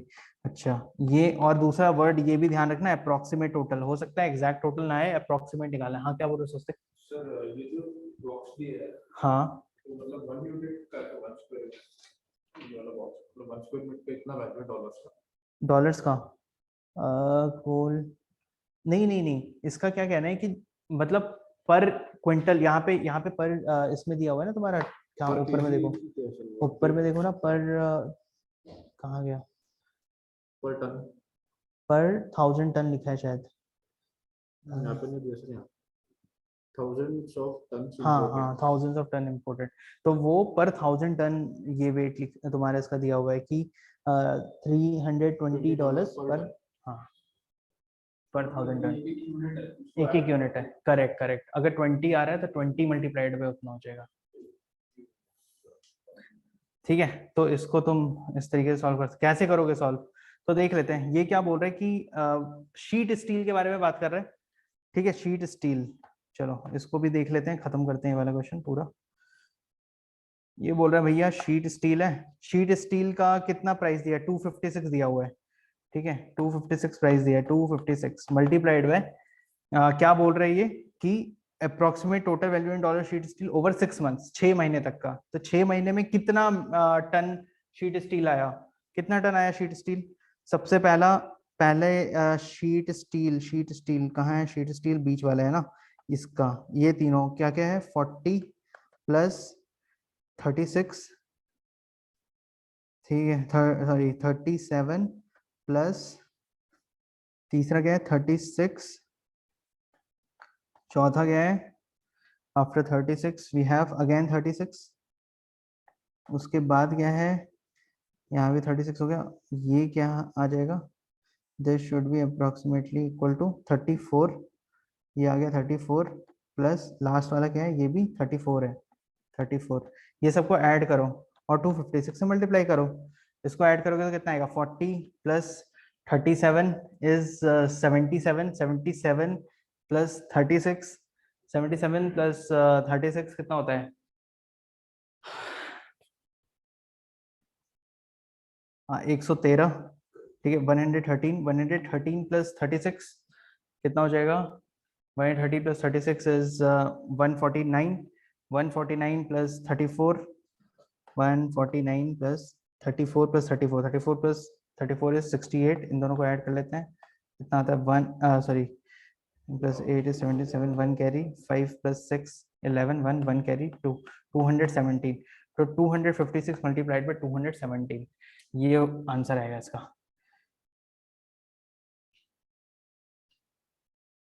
टू 256 मल्टीप्लाइड बाई 217, इसको अगर तुम कैलकुलेट करोगे ना, तो तुम कैलकुलेट करो, कैलकुलेट करने पे ये आएगा तुम्हारा लगभग, ऑप्शंस यहाँ पे मैंने दिए ना, तुम्हारा सी आ रहा है 55,550 आ रहा है।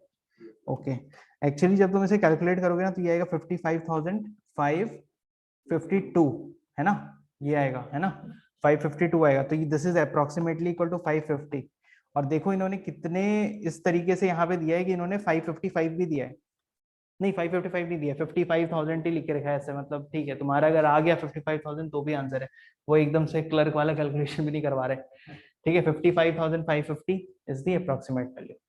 तो इस तरीके से क्वेश्चन होता है डेटा इंटरप्रिटेशन का। बाकी क्वेश्चंस को तुम लोग खुद से करना, डाउट है तो फिर हम डिस्कस करेंगे।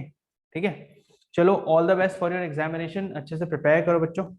ठीक है, मैं चाहता हूँ कि सबका ज्यादा से ज्यादा प्रीलिम्स क्लियर हो। एक बार प्रीलिम्स क्लियर होता है फिर उसके बाद मेंस एंड ऑल का तो होता रहेगा, मेन चीज है प्रीलिम्स, जितना अच्छे से प्रीलिम्स दोगे उतना ज्यादा सही है। मतलब प्रीलिम्स एक बार निकल गया तो टेंशन फ्री हो जाता हो, नहीं तो फिर पता है एकदम से सब कुछ ब्लैंक हो जाएगा, तुम्हें लगेगा पूरा एक साल वापस बच गया, कुछ भी करने के लिए नहीं रहेगा, है ना।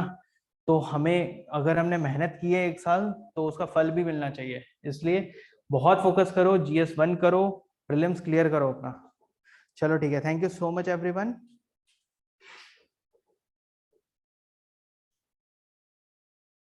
We'll meet next time.